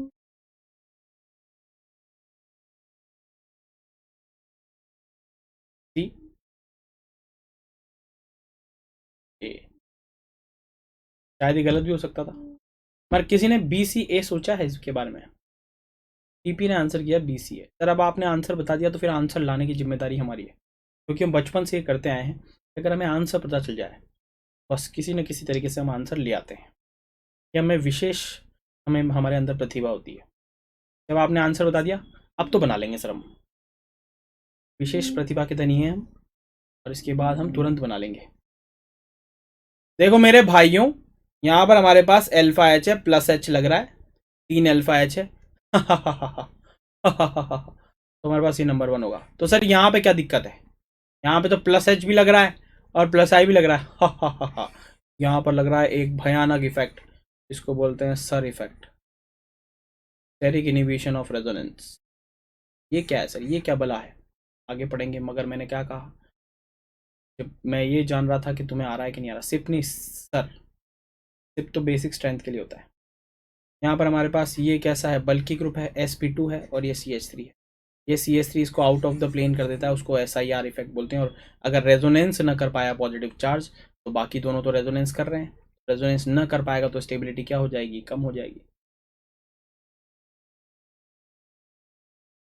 रेजोनेंस ही ना हो रहा है, तो बी और सी में रेजोनेंस हो रहा है, तो BC की स्टेबिलिटी ए से तो ज़्यादा ही होगी, BC की ज़्यादा होगी। अब B और C में बात कर ले तो इसका हमारे पास प्लस आई लग रहा है क्योंकि मेटा पोजीशन है, और यहाँ पर हमारे पास प्लस एच लग रहा है क्योंकि वो ऑर्थो पैरा है। तो हमारे पास क्या आ जाएगा? BCA। क्या तुम्हें मेरी बात समझ में आ गई? चमक गया दोस्तों? बोलो बोलो बोलो बोलो बोलो, जल्दी से बता दो। अब इसका आंसर कर दो फटाफट। स्टेबिलिटी ऑर्डर आओ जल्दी से। देखो इसका मैं हिंट बता देता हूँ तुमको। पहले रेजोनेंस देखियो, रेजोनेंस सेम चल रहा हो तो फिर हाइपर कॉन्जुगेशन देखियो। सबसे पहले रेजोनेंस देखते हैं। वाह सर, मौज कर दी हैं, तुम तो बड़े हैवी स्टूडेंट हो।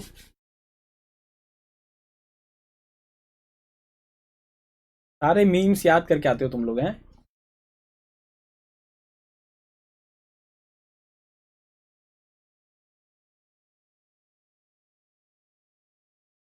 सारे मीम्स याद है तुमको। चलो जल्दी से इसका आंसर करो फटाफट। पहले देखना रेजोनेंस, रेजोनेंस बराबर चल रहा हो तो फिर हाइपर कॉन्जुगेशन देखिए, है ना। और ये बात याद रखना, stability order and heat of hydrogenation order दोनों देना है। पहले अपन बात कर रहे हैं स्टेबिलिटी ऑर्डर का, और स्टेबिलिटी ऑर्डर अगर तुम जान जाओगे तो हाइपर कॉन्जुगेशन का ऑर्डर उसका क्या हो जाएगा? उल्टा। तो तुम तो स्टेबिलिटी का ऑर्डर दे दो। स्टेबिलिटी का ऑर्डर चाहिए मुझे ना, स्टेबिलिटी का ऑर्डर चाहिए। Stability, stability. ये भी देखना, और अगर एरोमेटिसिटी आ जाए तो फिर उसको और आगे रख देना। अब तो बता ही दिया मेरे भाइयों, अब तो कर दो। मतलब एरोमेटिसिटी को स्किप मत कर देना मेरे भाई। AP please review. AS का आंसर देखो एक बार, शायद AS सही कर रहा हो, के आसपास सही है। अनुज ने आंसर कर दिया DBCA, और बिल्कुल ओपनली उसने एकदम बड़ा बड़ा लिखा है, मतलब कुछ ना कुछ उसमें कॉन्फिडेंस नजर आ रहा है मुझे। पीयूष ने आंसर कर दिया DBCA। MK ने भी आंसर कर दिया DBCA। अब MK बोलने में मज़ा नहीं आ रहा, प्लीज़ अपना नाम लिखो। DBCA, कृष्णा ने बोला है स्टेबिलिटी का ऑर्डर होगा DBCA। ठीक है कृष्णा, DBCA। अब समझ में आ गया, सबको चमक गया। इस यहाँ पर एरोमेटिसिटी है, रेजोनेंस तो है ही, इसमें कंप्लीट रेजोनेंस है मगर एरोमेटिसिटी नहीं है, तो ठीक है। इसके बाद ये हो जाएगा। फिर इसमें देखें तो हमारे पास 2 में रेजोनेंस है और इसमें तो रेजोनेंस ही नहीं है, तो हमारे पास DBCA हो जाएगा। बिल्कुल सही बोल रहे हो तुम। अगले सवाल बिना डिले किए हुए, हिमांशु ने भी आंसर कर दिया, श्रेयश ने भी आंसर कर दिया, वेरी गुड। तो अब जल्दी से मुझको बता दो फटाफट, क्योंकि हमारे पास समय नहीं है। Among the following pair identified in one which give higher heat of hydrogenation. अब इसमें हमारे पास, इसको मैं कह देता हूँ 1 2 3 4 5 6 7 और 8। तो 1 2 में से चूज करना है तुमको, 3 4 में से चूज करना है तुमको, 5 6 में से चूज करना है तुमको, 7 8 में से चूज करना है। तो मतलब आंसर तुम्हारे 4 आने चाहिए, जैसे कि 1 3 5 7। नहीं लगना चाहिए, कभी कभी लगता है अपुनिच भगवान है, ऐसे लगना चाहिए। क्या पूछा है ये देख लेना मेरे भाइयों, हीट ऑफ हाइड्रोजिनेशन पूछा है, जो कि स्टेबिलिटी का उल्टा है, स्टेबिलिटी का उल्टा है। तो ये ना हो कि तुम स्टेबिलिटी का आंसर कर दो। तो हमें आंसर क्या करना है, अनस्टेबिलिटी का।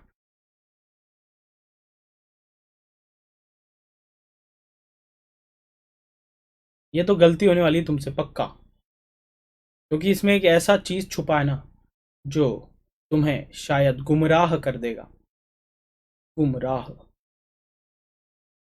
इधर से आंसर करते हैं। अल्फा एच इसमें ज़्यादा है, इसमें 10 अल्फा एच है, 3 3 6 7 8 9 10। स्टेबिलिटी नहीं पूछा है, हीट ऑफ हाइड्रोजिनेशन के बारे में पूछा है, तो 7 तो हो जाएगा, इधर से तो 7 हो जाएगा।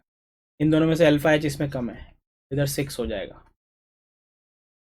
इधर अल्फा एच ज़्यादा है, इधर हमारे पास 6 अल्फा एच है, और इधर हम देखें तो हमारे पास सिर्फ और सिर्फ 2 अल्फा एच है। अब इन दोनों में से ये दो, इस ये वाला अगर इसमें बात करें तो हमारे पास 1 आएगा आंसर। कहानी फंसती है यहाँ, यह है गड़बड़। अब सुनना मेरी बात ध्यान से, ध्यान से सुनना। HOH देखना है, HOH अगर आपको देखना है तो आप पहले देखेंगे नंबर ऑफ पाई बॉन्ड्स। अरे यहाँ 3 पाई बॉन्ड है, एक को हाइड्रोजनेट करते हैं तो 29 रिलीज होती है, 3 को हाइड्रोजनेट करेंगे तो 29 से कम थोड़ी हो जाएगी। HOH तो ज्यादा ही होगा ना, इसकी होती है 51।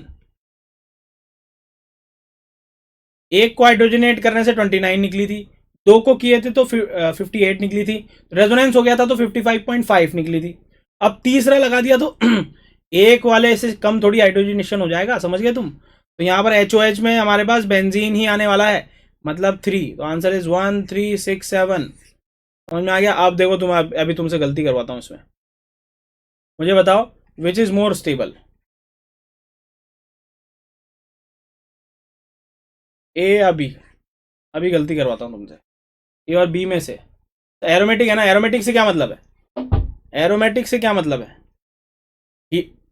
स्टेबिलिटी किससे डिसाइड होती है मेरे दोस्तों, ये बहुत भयंकर कंफ्यूजन है।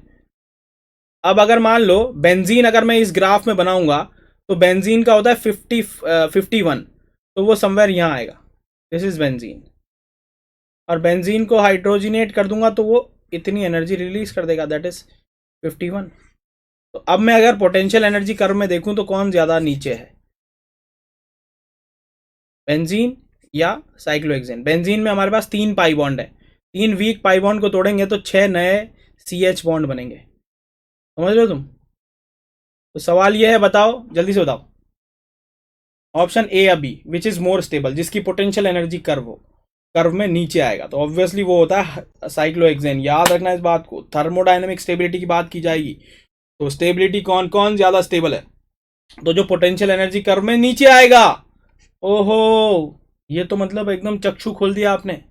यहाँ हम सोच रहे थे एरोमेटिक है और रेजोनेंस है तो बेंजीन भयानक ज़्यादा स्टेबल, अरे कैसे, इसको हाइड्रोजिनेट करो तो हमारे पास 3 घटिया पाई बॉन्ड टूट रहे हैं, घटिया पाई बॉन्ड, और 6 नए CH बॉन्ड बनेंगे स्ट्रॉन्ग। और बॉन्ड फॉर्मेशन ऑलवेज है नहीं, एक्सोथर्मिक प्रोसेस, समझ रहे हो तुम। ये हो गया हमारे पास, बस बहुत हुआ यार, ये वाला भी क्वेश्चन अभी नहीं करेंगे अपन, अब अपन सीधे आएंगे एसिड एक्सटेंशन पर, क्योंकि हमारे पास समय सर समझ नहीं आ रहा। अरे ये वाला ग्राफ समझाया था ना मेरे बेटा, फिर से बता रहा हूँ, ये वाले ग्राफ मैंने समझाया था, तो यहाँ पर बेंजीन आएगा समवेयर यहाँ, क्योंकि वो रिलीज करता है 51। अब पोटेंशियल एनर्जी कर्व में जो नीचे होगा साइक्लोहेक्सेन, वो ऊपर वाले से तो ज़्यादा स्टेबल होगा ना, क्योंकि हम जानते हैं energy is inversely proportional to stability. तो बेंजीन तो ऊपर है और ये नीचे है, तो पोटेंशियल एनर्जी इसकी कम है, तो ये ज़्यादा स्टेबल होगा। मौज कर दी ना दोस्तों। तुम अब यार, तुम जैसे हैवी स्टूडेंट्स के सामने फिर मैं क्या करूँ। तो नेक्स्ट चीज अब आ गया दोस्तों, एसिडिक स्ट्रेंथ है ना, ये सारी बातें अपन ने कर ली। अब ध्यान से सुन लो एसिडिक स्ट्रेंथ। एसिडिक स्ट्रेंथ के बारे में सारी कविताएं अपन लिख चुके हैं। एसिडिक स्ट्रेंथ सबसे पहले अपन देखेंगे stability of conjugate base, directly proportional to what, -m, then -h, then -i।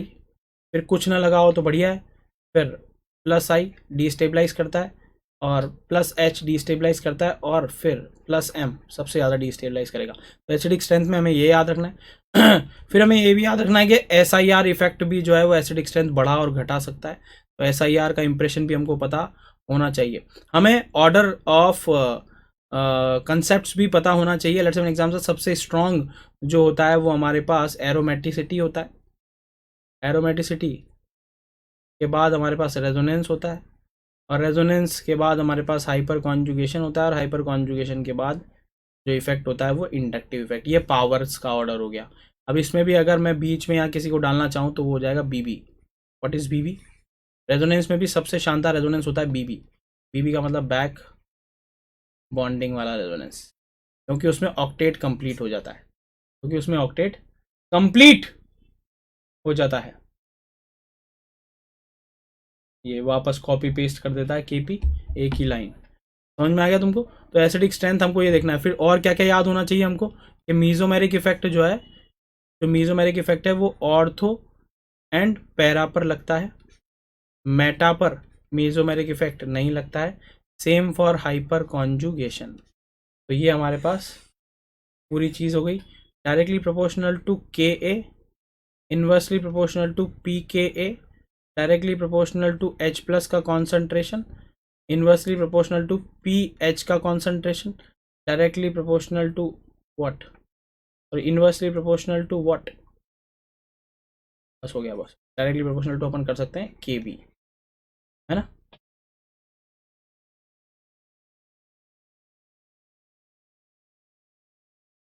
बस इतना काफ़ी है, और ज़्यादा डिटेल में जाने की ज़रूरत नहीं, फिर और कंफ्यूज होंगे।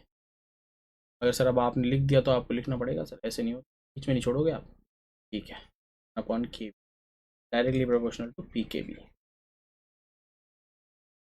सर एक डांसिंग रेजोनेंस बता दो सर। वो डांसिंग रेजोनेंस यहाँ आता है, मगर मैं अभी चर्चा नहीं करना चाह रहा था, मगर तुम लोग पूछ लेते हो यार, ऐसे गलत बात है यार। तुम मतलब मेरे पास समय नहीं है और तुम डांसिंग रेजोनेंस पूछ रहे हो। ये रहा डांसिंग रेजोनेंस, ये करता है डांसिंग रेजोनेंस। ये वाला बॉन्ड टूट जाता है,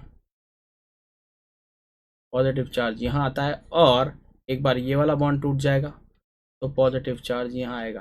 तो एक बार कमर इधर, एक बार कमर इधर, तो ये हो गया हमारे पास डांसिंग रेजोनेंस। एक बार कमर इधर, एक बार कमर इधर हिली, एक बार कमर इधर हिली, that's why it is called as dancing resonance. बस अब यार है ना, ज़्यादा नहीं, ज़्यादा बातें नहीं करते अपन। डांसिंग रेजोनेंस जो है उसके सवाल, ये हो गया हमारे पास एसिडिक स्ट्रेंथ, और इसके कुछ सवाल करते हैं जिसके थ्रू हम समझेंगे, है ना। तो विच of the following is the weakest acid, जल्दी से बता दो फटाफट, समय नहीं है अपने पास समय। विच of the following is weakest acids considering SIR effect. अभी मैंने नहीं बताया, SIR तुरंत बताता हूँ मैं तुमको। सर एक्सपेंशन और रीअरेंजमेंट बता दो, यहाँ कैसे बता दो, GOC में कैसे बता दो, कैसे आगे बताएंगे, वो बताएंगे आगे, कार्बोकेटाइन जब आएगा, है ना, एल्कोहल में आएगा, समझ रहे हो तुम, हाइड्रोकार्बन में आ जाएगा, वहाँ बताएंगे। हमारे पास कार्बोक्सिलिक एसिड है, वीकेस्ट चाहिए, मतलब कुछ ऐसा चाहिए जो कि एसिडिक स्ट्रेंथ को कम करे, और हम जानते हैं directly proportional to -m -h -i होता है, inversely proportional to +m +h+। तो कंसिडरिंग दिस थिंग, जल्दी से बता दो क्या होने वाला है।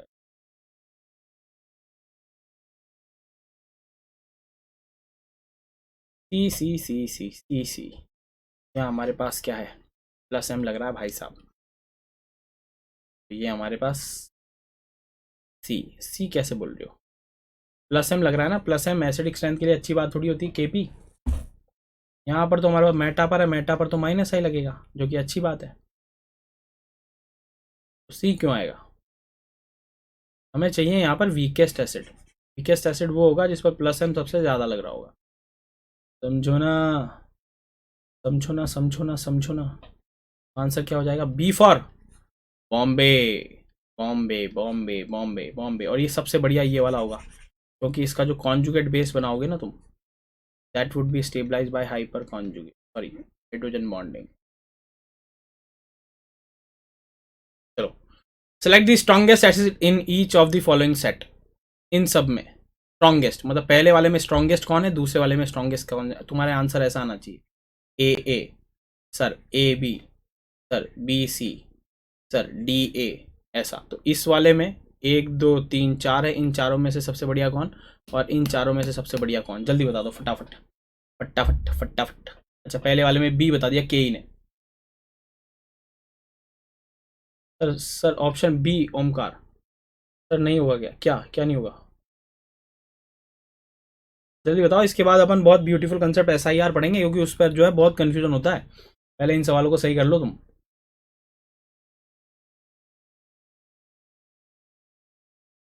आंसर आ चुका है हमारे पास बी बी। वन पहले का डी, ए बी बी। अंश ने आंसर किया बी बी, और बी बी सब बी बी के पीछे पड़े हुए हैं, पता नहीं क्यों। Sir B B, sir D B, sir B A P ने आंसर किया बी ए। यहाँ देख लो, ये हाइपर कॉन्जुगेशन लगा रहा है प्लस एच, ये लगा रहा है हमारे पास माइनस एम, ये लगा रहा है हेलोजन हमेशा लगाते हैं माइनस आई, और NH2 हमारे पास लगा रहा है प्लस एम। अब तो कर दोगे हम मेटा पोजीशन पर। यहाँ हमारे पास NO2 का माइनस आई, फ्लोरीन का माइनस आई, इसका प्लस आई। एसिडिक स्ट्रेंथ हमको चाहिए स्ट्रॉन्गेस्ट वाला, तो इनमें से सबसे बढ़िया हो जाएगा। अब तुमको चमक चुका है बी, और इनमें से सबसे ज़्यादा माइनस आई किसका होता है? NO2 का, ए। तो आंसर है B, A B A B A. NO2 का माइनस आई F से ज़्यादा होता है। तो पीके भी रटने होंगे क्या एसिड के लिए? नहीं, पीके नहीं रटने हैं तुमको। एसिडिक स्ट्रेंथ का ऑर्डर उल्टा कर देना तो पीके का ऑर्डर हो जाएगा। जैसे इसमें से पूछता सेलेक्ट दी स्ट्रॉन्गेस्ट पीके, मतलब हाईएस्ट पीके। हाईएस्ट पीके का मतलब least acidic. Select the acid which is having least PK, मतलब हाईएस्ट एसिड। बस आंसर क्या हो जाएगा हमारे पास? B A B A B A B A B A B A. चलो अब इसमें बता दो। अब आ गया हमारे पास यही है वो, यही है वो, यही है वो SIR, यही है वो कंसेप्ट जिसकी हम तलाश कर रहे थे। सर ये ही नहीं पता कि सर NO2 का ज़्यादा होता है माइनस आई। कल मैंने तुमको एक ऑर्डर पढ़ाया था, वो ऑर्डर याद करो, है ना, पिछली क्लास में। बिल्कुल सही बोल रहे हो। SIR इफेक्ट क्या है? अब ध्यान से सुन लेना, क्योंकि इसमें समझ नहीं आता लोगों को। SIR इफेक्ट का मतलब होता है steric inhibition of resonance. Steric inhibition of resonance. पहले तो इसका मीनिंग समझते हैं।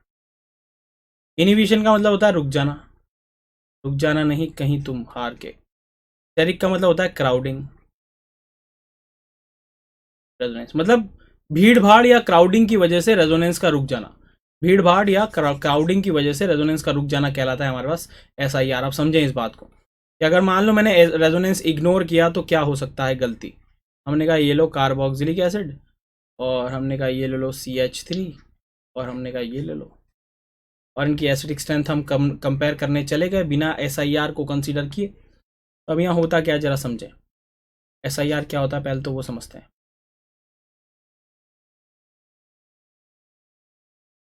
ध्यान से सुनना, ये समझ में नहीं आता। अब यहाँ पर अगर मैंने SIR को कंसीडर नहीं किया तो मैं कहूँगा देखो इसमें प्लस H है, और इसमें प्लस H नहीं है। प्लस H एसिडिक स्ट्रेंथ के लिए अच्छी बात नहीं है, इसका मतलब ये ज़्यादा बढ़िया है। और जैसे मैं इसको लिखता हूँ वैसे ही गलत हो जाता है। यहाँ पर रियल आंसर, जो सही आंसर है वो है ये। And what is the reason behind it? SIR। ओहो, अच्छा, CH3 होने के बावजूद इसकी एसिडिक स्ट्रेंथ बढ़ गई, बहुत तेज़ी से बढ़ गई। अब इसका कारण क्या है समझें, SIR इफेक्ट का क्या कारण है, ये ऐसे क्यों हुआ? अब ऐसा इसलिए हुआ दोस्तों कि अगर मान लो कार्बोक्सिलिक एसिड है, C double bond O OH, है ना, और इसने H प्लस दे दिया, कॉन्जुगेट बेस बना दिया ये, कॉन्जुगेट बेस बना दिया हमारे पास COO माइनस। तो इसकी स्टेबिलिटी कंपेयर करने जाएंगे। अब क्या हो रहा है दोस्तों कि ये नेगेटिव चार्ज जितना कम होगा उतना बढ़िया। तो नेगेटिव चार्ज चाहता है कि वो इसके साथ रेजोनेंस करे। ये ये ये ये ऑक्सीजन, मगर ये ऑक्सीजन इधर भी रेजोनेंस कर रही है। मुझे छोड़कर जो तुम जाओगे बड़ा पछता, वो वाला फीलिंग आ रही है दोस्तों,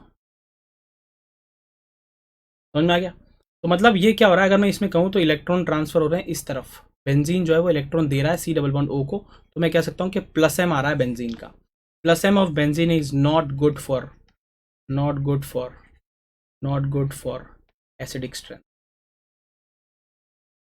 समझ में आ गया। तो ये जो हमारे पास C डबल बॉन्ड O है जो कि इस O माइनस को धोखा दे रहा है और इसके साथ तो रेजोनेंस कम कर रहा है और बेंजीन के साथ ज़्यादा कर रहा है, इसका क्रॉस रेजोनेंस है, क्रॉस। तो इसकी बेवफाइयों के दिन चले गए और हमने यहाँ पर लगा दिया है, समझ में आ गया।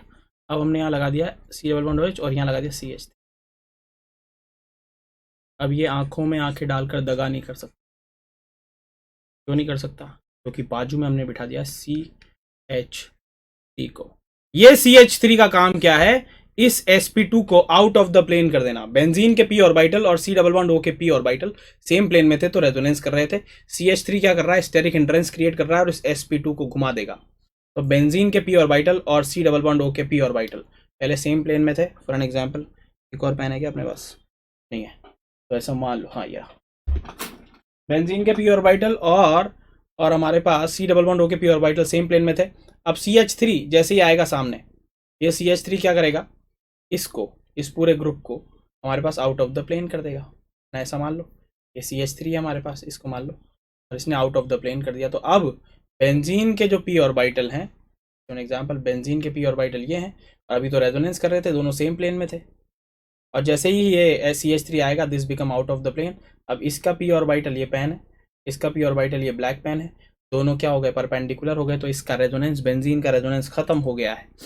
तो अगर मान लो कोई भी ऑर्थो पोजीशन पर बल्कि ग्रुप आ जाता है तो जो sp2 होता है जो कि बेंजीन के साथ रेजोनेंस कर रहा होता है, उसका बेंजीन के साथ रेजोनेंस खत्म हो जाता है। तो इसका मतलब ये जो रेजोनेंस चल रहा था प्लस M वाला, ये क्या हो गया, खत्म हो गया। और प्लस M खत्म हुआ तो इसका मतलब अच्छी बात हो गई, अब इसकी बेवफाइयों के दिन चले गए। समझ में आ गया। इसका मतलब अब ये O माइनस इसके साथ कंप्लीट रेजोनेंस कर पाएगा। यहाँ पर कंप्लीट रेजोनेंस होगा तो नेगेटिव चार्ज ज़्यादा डिस्ट्रीब्यूट होगा, तो स्टेबिलिटी क्या होगी, ज़्यादा। समझ में आया, समझ में आया। तो इसका मतलब कहने की बात क्या कि SIR लगता किस पर है, लगता किस पर है, लगता किस पर है, लगता किस पर है, लगता किस पर है, लगता किस पर है, ये बहुत इंपॉर्टेंट बात। लगता है sp2 पर, sp2 बल्कि पर। और इससे क्या होता है, बेंजीन के साथ इसका रेजोनेंस खत्म हो जाता है। ठीक है, लगाता कौन है, लगाता कौन है, लगाता कौन है, लगाता कौन है, लगता किस पर है, sp2 बल्कि। लेट्स से एन एग्जांपल यहाँ पे था COO माइनस, जैसे कि पिछले एग्जांपल में। लगाता कौन है, लगा कोई भी सकता है, sp2 भी लगा सकता है, sp3 भी लगा सकता है, कोई भी लगा सकता है ना। वो आउट ऑफ द प्लेन जाने का कोई मतलब नहीं है। तो हमें ये ध्यान रखना है, हमें पता चलना चाहिए कि ये दोनों कैसे होने चाहिए बल्कि। अब हमको ये पता होना चाहिए कि SIR लगाता कौन है। बहुत सारे लगाते हैं, लगाता कौन नहीं है, कौन SIR नहीं देता, वो पढ़ लेते हैं। तो SIR H नहीं देता है, D नहीं देता है, T नहीं देता है, NH2 नहीं देता है, OH नहीं देता है, और F नहीं देता है, CN नहीं देता है ना। ये सब SIR नहीं देते हैं और बाकी सब SIR देंगे, क्योंकि जब CH3 दे रहा है तो फिर ET तो देगा ही, तो PR तो देगा ही। जब CH3 ही बल्कि है तो बाकी सब तो बल्कि होंगे ही, है ना। NO2 भी बल्कि होगा, बाकी सब बल्कि हैं इनके अलावा। जो भी इनको छोड़ दें तो बाकी सब बल्कि है, सब SIR क्रिएट कर सकते हैं या फिर शो कर सकते हैं, है ना। NH2 नहीं दे सकता मगर NH3 प्लस दे सकता है। यहाँ पर इसमें और जोड़ देते हैं, CH2 प्लस नहीं दे सकता, CH2 माइनस नहीं दे सकता, CH2 रेडिकल नहीं दे सकता, मगर CH3 दे देता है। समझ में आ गया, ये याद रखना, ये डिफरेंस। यहाँ NH2 नहीं दे सकता मगर NH3 प्लस क्रिएट कर सकता है, स्टेरिक रिपल्शन। तो ये इंपॉर्टेंट बात है कि SIR कौन कौन नहीं देगा, नहीं देगा, नहीं देगा, नहीं देगा, और कौन कौन देगा, बाकी सब। इनको छोड़कर बाकी सब SIR देंगे। ये सब देंगे देंगे देंगे देंगे और ये सब नहीं देगा। अब इस पर आ जाते हैं, बस यही है सवाल, SIR इसी पर आ जाते हैं। जल्दी से देख लेते हैं इसके सवाल, देख लो जरा SIR पर बेस्ड सवाल ये वाला, ये देख लेते हैं। Steric inhibition of resonance takes place. SIR किस किस में होता है, SIR किस किस में होता है, जल्दी से देख लो। मैंने क्या बताया तुमको कि एक तो हमें चाहिए sp2 बल की, कम से कम एक चाहिए sp2 बल की, और दूसरा जो है या तो sp2 हो सकता है ऑर्थो पोजीशन पर, या sp3 हो सकता है, कोई भी हो सकता है, मगर एक हमको sp2 बल की चाहिए चाहिए, sp2 बल की चाहिए एक। तो इनमें से कौन, बहुत बड़ा सवाल है दोस्तों, इनमें से कौन SIR देगा, किस किस में SIR होगा। और SIR से क्या होता है, दो चीजें याद रखना बस, sp2 बल की एक चाहिए और दूसरा sp3 या sp2 बल की होना चाहिए। दूसरी जो इंपॉर्टेंट बात है कि SIR से होता क्या है, SIR से sp2 बल्कि का रेजोनेंस बेंजीन के साथ खत्म हो जाता है, का रेजोनेंस बेंजीन के साथ खत्म हो जाता है। अब इसके जो भी परिणाम निकलेंगे वो देखेंगे, खत्म हो जाता है। ये दो बातें हैं, है ना, ये दो बातें, पहला sp2 बल्कि या sp2 या sp3, दूसरा हमको ये चाहिए। और इसका परिणाम ये होता है, परिणाम ये होता है, परिणाम ये होता है, परिणाम ये होता है, परिणाम ये होता है, परिणाम ये होता है, परिणाम ये होता है कि sp2 बल्कि का रेजोनेंस बेंजीन के साथ खत्म हो जाता है। तो अब यहाँ हमारे पास देखें, तो हमें ढूंढना है बल्कि, ये रहा बल्कि ऑर्थो पोजीशन पर, ये हमारे पास sp2 है, ठीक है, इसमें SIR होगा, बिल्कुल सही बोल रहे हो। देखते हैं C है क्या, यहाँ पर हमारे पास ये sp2 है ना, ये हमारे पास sp2, ये sp2 कैसे बिहेव कर रहा है, क्योंकि पहले रेजोनेंस कर रहा था, अब रेजोनेंस नहीं कर पाएगा, समझ में आया तुमको। तो ये sp2 बिहेव करना चाहिए, बोलो। अब ये हमारे पास sp3 है भाइयों, ये है गड़बड़, sp3 है, तो इसके बारे में बात नहीं करेंगे, ये नहीं देगा। NO2 के आजू बाजू है ही नहीं, तो इसमें SIR है ही नहीं, ऑर्थो पोजीशन पर बल्कि ग्रुप ही नहीं है। यहाँ पर भी ऑर्थो, ये बल्कि तो है मगर इसके आजू बाजू ऑर्थो पर कोई बल्कि ग्रुप ही नहीं है, तो ये भी नहीं देगा, ये भी नहीं देगा। ये इसलिए नहीं देगा क्योंकि SO3H sp3 है, ये भी sp3 है और ये भी sp3 है, कम से कम एक sp2 चाहिए। ये sp2 है, ये sp2 है, तो मतलब आंसर क्या हो जाएगा, A and B only. Answer आ जाएगा A and B only, A and B only. अगला सवाल बहुत ही ब्यूटीफुल SIR पर बेस्ड सवाल, जरा देखें। यहाँ पर SIR, यहाँ पर NO2 है हमारे पास, NO2 है हमारे पास, ये दोनों, ये sp2 है, ये हमारे पास sp2 है, और ये हमारे पास बल्कि है। तो sp2 के बाजू में बल्कि लगा हुआ हो कोई भी ग्रुप, तो sp2 become out of the plane और उसका बेंजीन के साथ रेजोनेंस खत्म हो जाता है या कम हो जाता है। तो ये NO2 बेंजीन के साथ रेजोनेंस नहीं करेंगे, जबकि ये वाला NO2 बेंजीन के साथ रेजोनेंस करेगा, और रेजोनेंस से सिंगल बॉन्ड में डबल बॉन्ड कैरेक्टर आते हैं, है ना, कौन से, सिंगल बॉन्ड में डबल बॉन्ड कैरेक्टर। तो अब इसको सोचते हुए आंसर करो, जल्दी बताओ सर, क्या आप ये आंसर स्विच किए हो, KP, क्या ये आंसर स्विच किए हो, OP, वाह। सर NH2, सर NH2 नहीं देता ना, NH2 नहीं देता, NH2 पर नहीं लगता, मगर हमारे पास NH2 है यहाँ पर, और ये तो बल्कि है, दूसरा बल्कि है ना,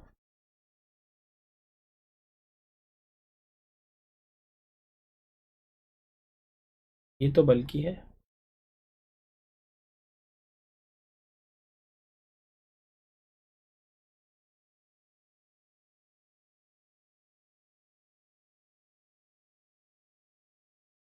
चलो जल्दी बताओ।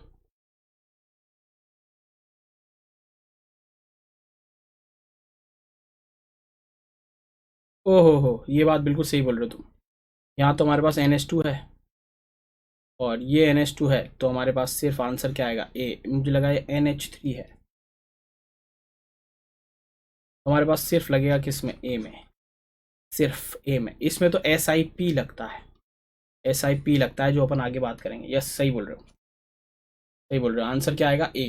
जल्दी से मुझे इसका बता दो, विच of the following statements would be true out the compound. जल्दी से बता दो इसमें क्या होने वाला है। सर NH2 पर नहीं लगता, सही बोल रहे हो, नहीं लगेगा, SIP लगेगा इसमें, तो आगे बताऊंगा जल्दी से 5 मिनट बाद।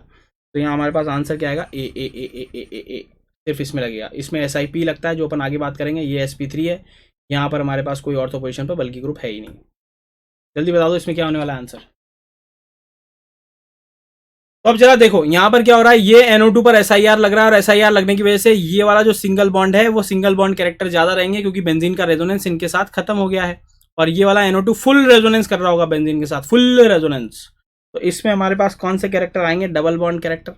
जबकि ये वाला बॉन्ड में कौन से कैरेक्टर ज्यादा रहेंगे, सिंगल बॉन्ड कैरेक्टर। तो अगर मैं बॉन्ड लेंथ की बात करूं तो मैं कह सकता हूं कि हमारे पास, मैं मिटा देता हूं इसको वापस, C1 और C3 और ये C5 है हमारे पास। तो हमारे पास C1 और C3, C1 और C3 bonds are of the same length whereas C5, but C5 से ज़्यादा बड़े हैं। बिल्कुल सही बोल रहे हो। ये वाली बॉन्ड लेंथ और ये वाली बॉन्ड लेंथ कैसी होगी, सेम होगी। और क्योंकि इसमें सिंगल बॉन्ड कैरेक्टर ज़्यादा होंगे तो वो इससे बड़े होंगे। तो आंसर क्या आ जाएगा हमारे पास, C। बिल्कुल सही जवाब है ना। अब एक लास्ट सवाल SIR से रिलेटेड, फिर अपन बात करेंगे SIP की। जल्दी से बेसिक स्ट्रेंथ SIP जल्दी से बता दो भाई। इसमें आ गया बेटा JS, बिल्कुल सेम सवाल यहाँ पर है, स्टेबिलिटी का ऑर्डर है। SIR अभी समझ में आ जाएगा। हमें चाहिए बल्कि ग्रुप, दोनों बल्कि ग्रुप चाहिए और उसमें से एक sp2 होना चाहिए। तो जल्दी से बता दो स्टेबिलिटी का order. Order order order order. यहाँ पर NO2 पर लग रहा है SIR लगने की वजह से NO2 का बेंजीन के साथ रेजोनेंस क्या हो जाएगा, खत्म। तो इसका मतलब ये -m लगाना तो चाह रहा है मगर वो लगा ना पाएगा। क्या लगाएगा वो, सिर्फ -I। रेजोनेंस इफेक्ट ही खत्म हो जाएगा क्योंकि रेजोनेंस हो गया हमारे पास कम। तो स्टेबिलिटी का ऑर्डर क्या होने वाला है, जल्दी से बता दो, जल्दी बताओ आंसर क्या होने वाला है। इसमें ये हमारे पास हाइपर कॉन्जुगेशन दे रहा है, ये हमारे पास -m दे रहा है और ये -m देना तो चाह रहा था मगर दे ना पाया। तो सबसे ज़्यादा स्टेबल कौन सा हो जाएगा, ये तो पता चली गया हमको। जल्दी बताओ। It's D sir. -m positive charge को तो डी स्टेबलाइज करेगा ना, this is positive charge. Positive charge के लिए -m अच्छी बात थोड़ी है। You are calligraphist. वाह, जल्दी बताओ। जो भी सही जवाब देगा उसको मिलेगा एक स्माइली मेरी तरफ से, ये वाला।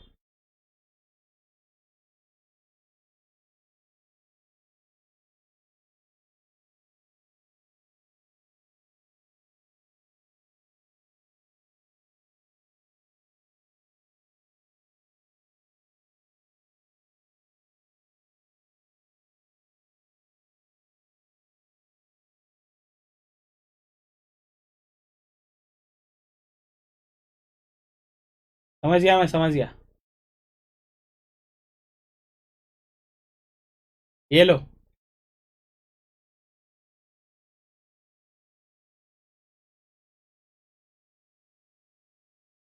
तो अब यहाँ देखें तो सबसे बढ़िया हो जाएगा पहला, फिर उसके बाद हो जाएगा हमारे पास तीसरा और फिर उसके बाद हो जाएगा दूसरा, क्योंकि -I is far better than the -m। कम बुरा है, कम बुरा। बस हमारे पास बेसिक स्ट्रेंथ में अपन बात करने वाले हैं। बेसिक स्ट्रेंथ के बारे में अपन बात कर चुके हैं। जो भी एसिडिक स्ट्रेंथ है उसका उल्टा कर दो, SIP का मतलब SI तो सेम है, दैट इज स्टेरिक इनहिबिशन। और the last one is for, अच्छी राइटिंग बना के बताता हूँ तुमको, बेइज्जती कर रहे हो तुम लोग।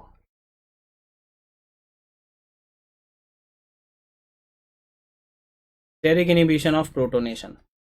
सिर्फ और सिर्फ और सिर्फ और सिर्फ और सिर्फ और सिर्फ और सिर्फ एनिलिन में ही देखा जाता है। एनिलिन अगर मैं बात कर लूँ और एनिलिन के बाजू में अगर मान लो कोई बल्कि ग्रुप लगा दिया जाए, ये एनिलिन सिर्फ एनिलिन में ही देखा जाएगा। और यहाँ अगर मैं CH3 लगा दूँ, अगर मैं SIP नहीं जानता तो मैं कैसे आंसर करूँगा। SIP नहीं जानूंगा तो हम कहेंगे यहाँ +H लगेगा और इसका +I लगेगा, जो कि बेसिक स्ट्रेंथ के लिए अच्छी बात है क्योंकि basic strength is directly proportional to +I+H। ये लो यार, ठीक है। तो +H+I लगने वाला है। वाइट पता नहीं क्यों दिख रहा है, नहीं दिख रहा है तुमको, सबसे ज़्यादा वाइट ही दिखेगा। तो अगर मैं इसमें बात कर लूँ कि स्टेरिक इनहिबिशन ऑफ प्रोटोनेशन में क्या होता है हमारे पास, तो अगर हमें नहीं पता तो हम कहेंगे +H या +I बेसिक स्ट्रेंथ को बढ़ाता है क्योंकि वो इलेक्ट्रॉन देगा तो लोन पेयर डोनेशन आसान हो जाएगा। तो हम ऐसे आंसर कर देंगे, जो कि हमारे पास कैसा हो जाएगा, गलत। रियल में आंसर है ये। अगर NH2 सिर्फ एनिलिन में लगेगा, सिर्फ एनिलिन, एनिलिन और सिर्फ एनिलिन और सिर्फ एनिलिन में ही बात करेंगे SIP की, बेंजीन के ऊपर NH2 लगा हुआ हो तो यहाँ पर हमारे पास CH3 लगाने से क्या होता है कि ये कहता है CH3 से, देखो मैं हूँ बल्कि, और तुम SIR में पढ़ के आए हो कि NH2 जो है वो कैसा है, नॉन बल्की। तो ये बल्की इस नॉन बल्की से कहता है कि अगर तुमने जुर्रत भी की ना H+ लेने की और अपनी बेसिक क्षमता दिखाने की, तो याद रखना दोस्तों कि NH3+ कैसा होता है, बल्की। NH2 तो छोटा है, मगर H+ लेकर वो कैसा हो जाता है, बड़ा। तो CH3 उससे कहता है देखो ज़्यादा बड़ा बनने की कोशिश की ना तो हमारे बीच में क्या हो जाएगा, स्टेरिक रिपल्शन हो जाएगा। और स्टेरिक रिपल्शन होगा तो सिस्टम की पोटेंशियल एनर्जी जो है वो बढ़ेगी, तो हम अनस्टेबल हो जाएंगे। तो ये CH3 इस NH2 को H+ लेने से क्या कर रहा है, इनहिबिट कर रहा है प्रोटोनेशन का। तो ये हमारे पास CH3 बल्की ग्रुप NH2 को प्रोटोनेशन से रोक रहा है, NH2 को प्रोटोनेशन से रोक रहा है। इसलिए इसको क्या बोल रहे हैं दोस्तों, इसको बोलते हैं स्टेरिक इनहिबिशन ऑफ प्रोटोनेशन। क्या मेरी बात तुमको समझ में आ गई है? जल्दी बोलो, जल्दी बोलो, जल्दी बोलो। तो NH2 को H+ लेने से क्यों रोक रहा है, क्योंकि अभी ये छोटा है, दिस इज स्मॉल। ये स्टेरिक रिपल्शन नहीं करता। जैसे ही NH3 आ जाएगा इट विल बिकम बल्की। अभी एक बल्की और एक नॉन बल्की था, this is bulky, this is non bulky, इनके बीच में रिपल्शन नहीं था। Now this is bulky and bulky, now इनके बीच में रिपल्शन शुरू हो जाएगा तो पोटेंशियल एनर्जी बढ़ जाएगी सिस्टम की, तो सिस्टम कैसा हो जाएगा, अनस्टेबल हो जाएगा। इसको बोलते हैं SIP। क्या मेरी बात तुमको समझ में आ गई है? अब ये 2019 का सवाल कर लो फटाफट। और सवाल पूछा है increasing order of PKB।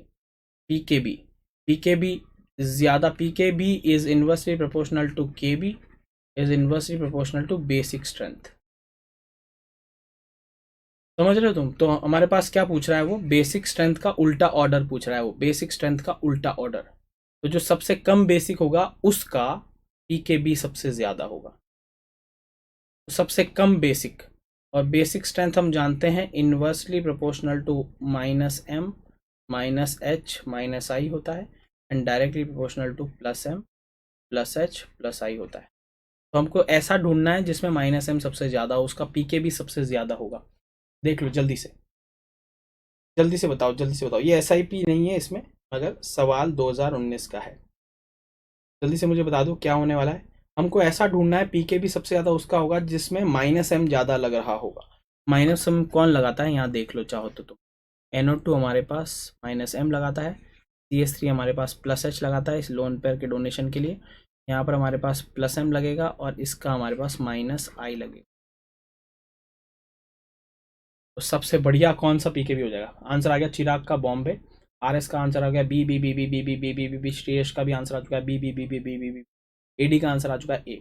Check कर लेते हैं। तो सबसे तेज PKB जो होगा वो हमारे पास किसका होगा, C का। PKB सबसे ज़्यादा क्योंकि इसकी बेसिक स्ट्रेंथ सबसे कम, क्योंकि -m लग रहा है। समझ में आ गया? और सबसे खराब हो जाएगा बॉम्बे वाला, बॉम्बे वाला। अब इन दोनों में से बात करेंगे तो इन दोनों में से कौन सा हो जाएगा फिर, -i लग रहा है तो इसका PKB ज़्यादा होगा देन D।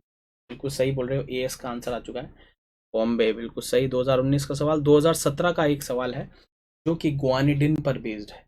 तो इस सवाल से हमारे सारे चक्षु खुल जाते हैं और बेसिक स्ट्रेंथ के सवाल हमारे सवाल हो जाते हैं समाप्त। जल्दी से बता दो इसका क्या होने वाला है। फिर फटाफट एक कंसेप्ट और है जो बताकर अपन आज का कहानी ख़त्म करते हैं। और देखो मेरे पास है तो कराने को अपने पास बहुत 4 5 10 20 क्लास से भी अपन करा सकते हैं।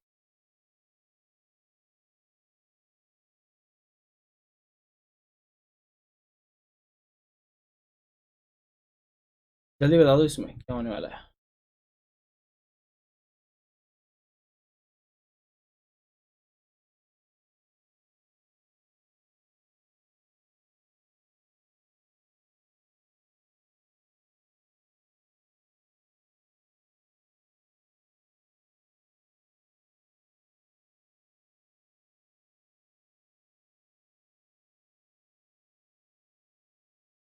इस सवाल का जवाब दे दो फटाफट ताकि अपन आगे चल सकें।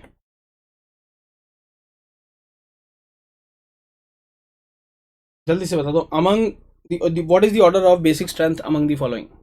ये गुआनिडिन है भाई साहब, गुआनिडिन, जानते हो तुम इसको। मेरे रामायण है या क्लास नोट्स? दोस्तों तुम्हारे पास जो पहुंचेंगे वो क्लास नोट्स ही होंगे, मेरे पास जो है वो रामायण है।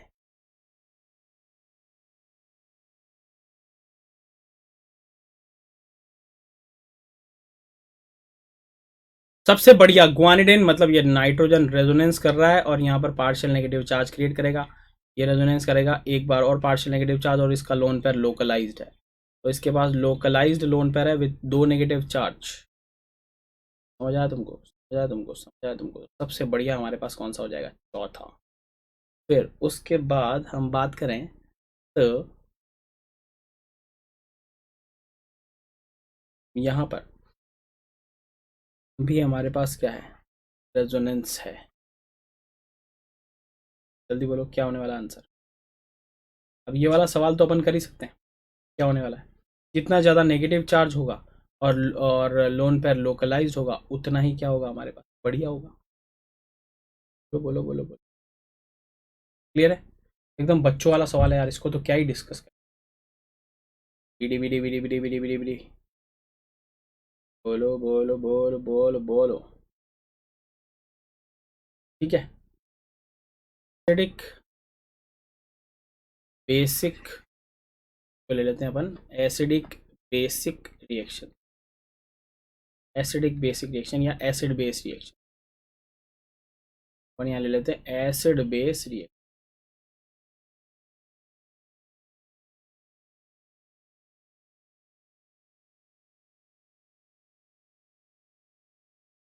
देखें, अब इस पे एक सवाल बनता है जिसके बारे में बात कर रहा हूँ, एसिड बेस रिएक्शंस कैसे करते हैं अपन। एसिड बेस रिएक्शंस करने का तरीका ये होता है कि आपको फिजिबिलिटी ऑफ द रिएक्शन पूछेगा। फिजिबिलिटी ऑफ द रिएक्शन कैसा है, अपन इस पे ध्यान देंगे। सबसे पहले तो आपको ये याद होना चाहिए, ये ट्रिक, FbA-CpMv, ये हमारे पास है फॉर्मिक एसिड, ये हमारे पास बेंजोइक एसिड है, ये ट्रिक होनी चाहिए याद। ये होना चाहिए एसिटिक एसिड, ये हमारे पास कार्बोनिक एसिड है विच इज़ H2CO3, ये हमारे पास फिनॉल है, ये हमारे पास मीथेनॉल है, ये वाटर है पहले भी बता चुका हूँ, और ये इथेनॉल है, ETOH। एसिडिक स्ट्रेंथ का ऑर्डर ये याद ही कर लेना है, FbA-CpMv, FbA-CpMv, इसको याद करने का तरीका है। फिर बोला ACP प्रद्युमन, फिर बोला ACP प्रद्युमन, मुजरिम ने पानी मिलाया है शराब में, मुजरिम ने पानी मिलाया है वाटर शराब में, इसको याद करने की न्यूमोनिक्स है। फिर बोला ACP प्रद्युमन, मुजरिम ने पानी मिलाया है शराब में, इसे याद रखना है। अब इसमें फिजिबिलिटी कैसे पूछ लेगा, ऐसे पूछ लेगा, let's say example, acetic acid दे देगा आपको और कहेगा इसकी रिएक्शन मैंने करा दी किसके साथ, NaHCO3 के साथ, और बोलेगा बोलो रिएक्शन फिजिबल होगी कि नहीं, मतलब ये बनेगा कि नहीं, CH3COO माइनस Na प्लस और प्लस हमारे पास H2CO3 बनेगा कि नहीं, ये हमारे पास CO2 और वाटर लिबरेट कर देता है। तो ये भी पूछ सकता है कि CO2 लिबरेशन होगा कि नहीं। तो इस क्वेश्चन को, ऐसे क्वेश्चन को सॉल्व करने के लिए आप क्या है, पहले पहचान लें लेफ्ट और राइट पर एसिड या बेस।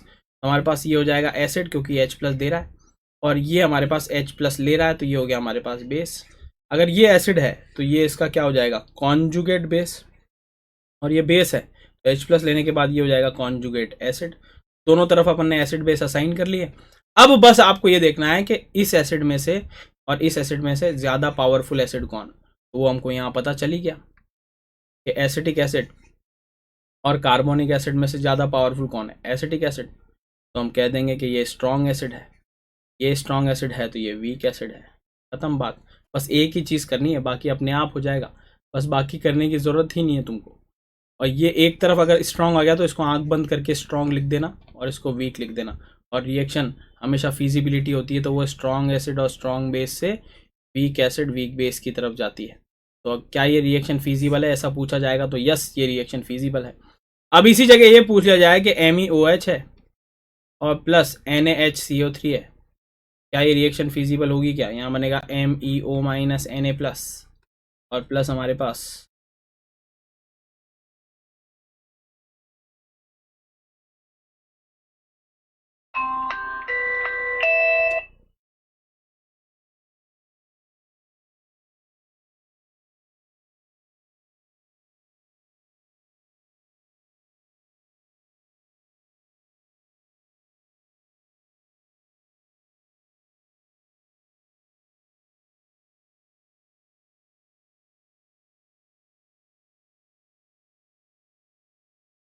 तो दिस इज़ इट दोस्तों, ये था आज का लेक्चर। तो मिलते हैं अगली क्लास में, बाय बाय।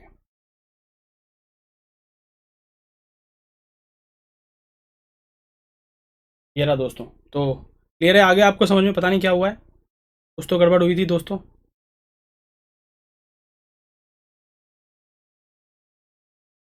चलो, ये था। तो ये हो गया हमारे पास फिजिबिलिटी ऑफ द रिएक्शन। और अब मैं थोड़ा सा बड़ा हो जाता हूँ आपके लिए। तो बाय, मिलते हैं अगली क्लास में। ये हो गया जीओसी हमारे समाप्त। बाय।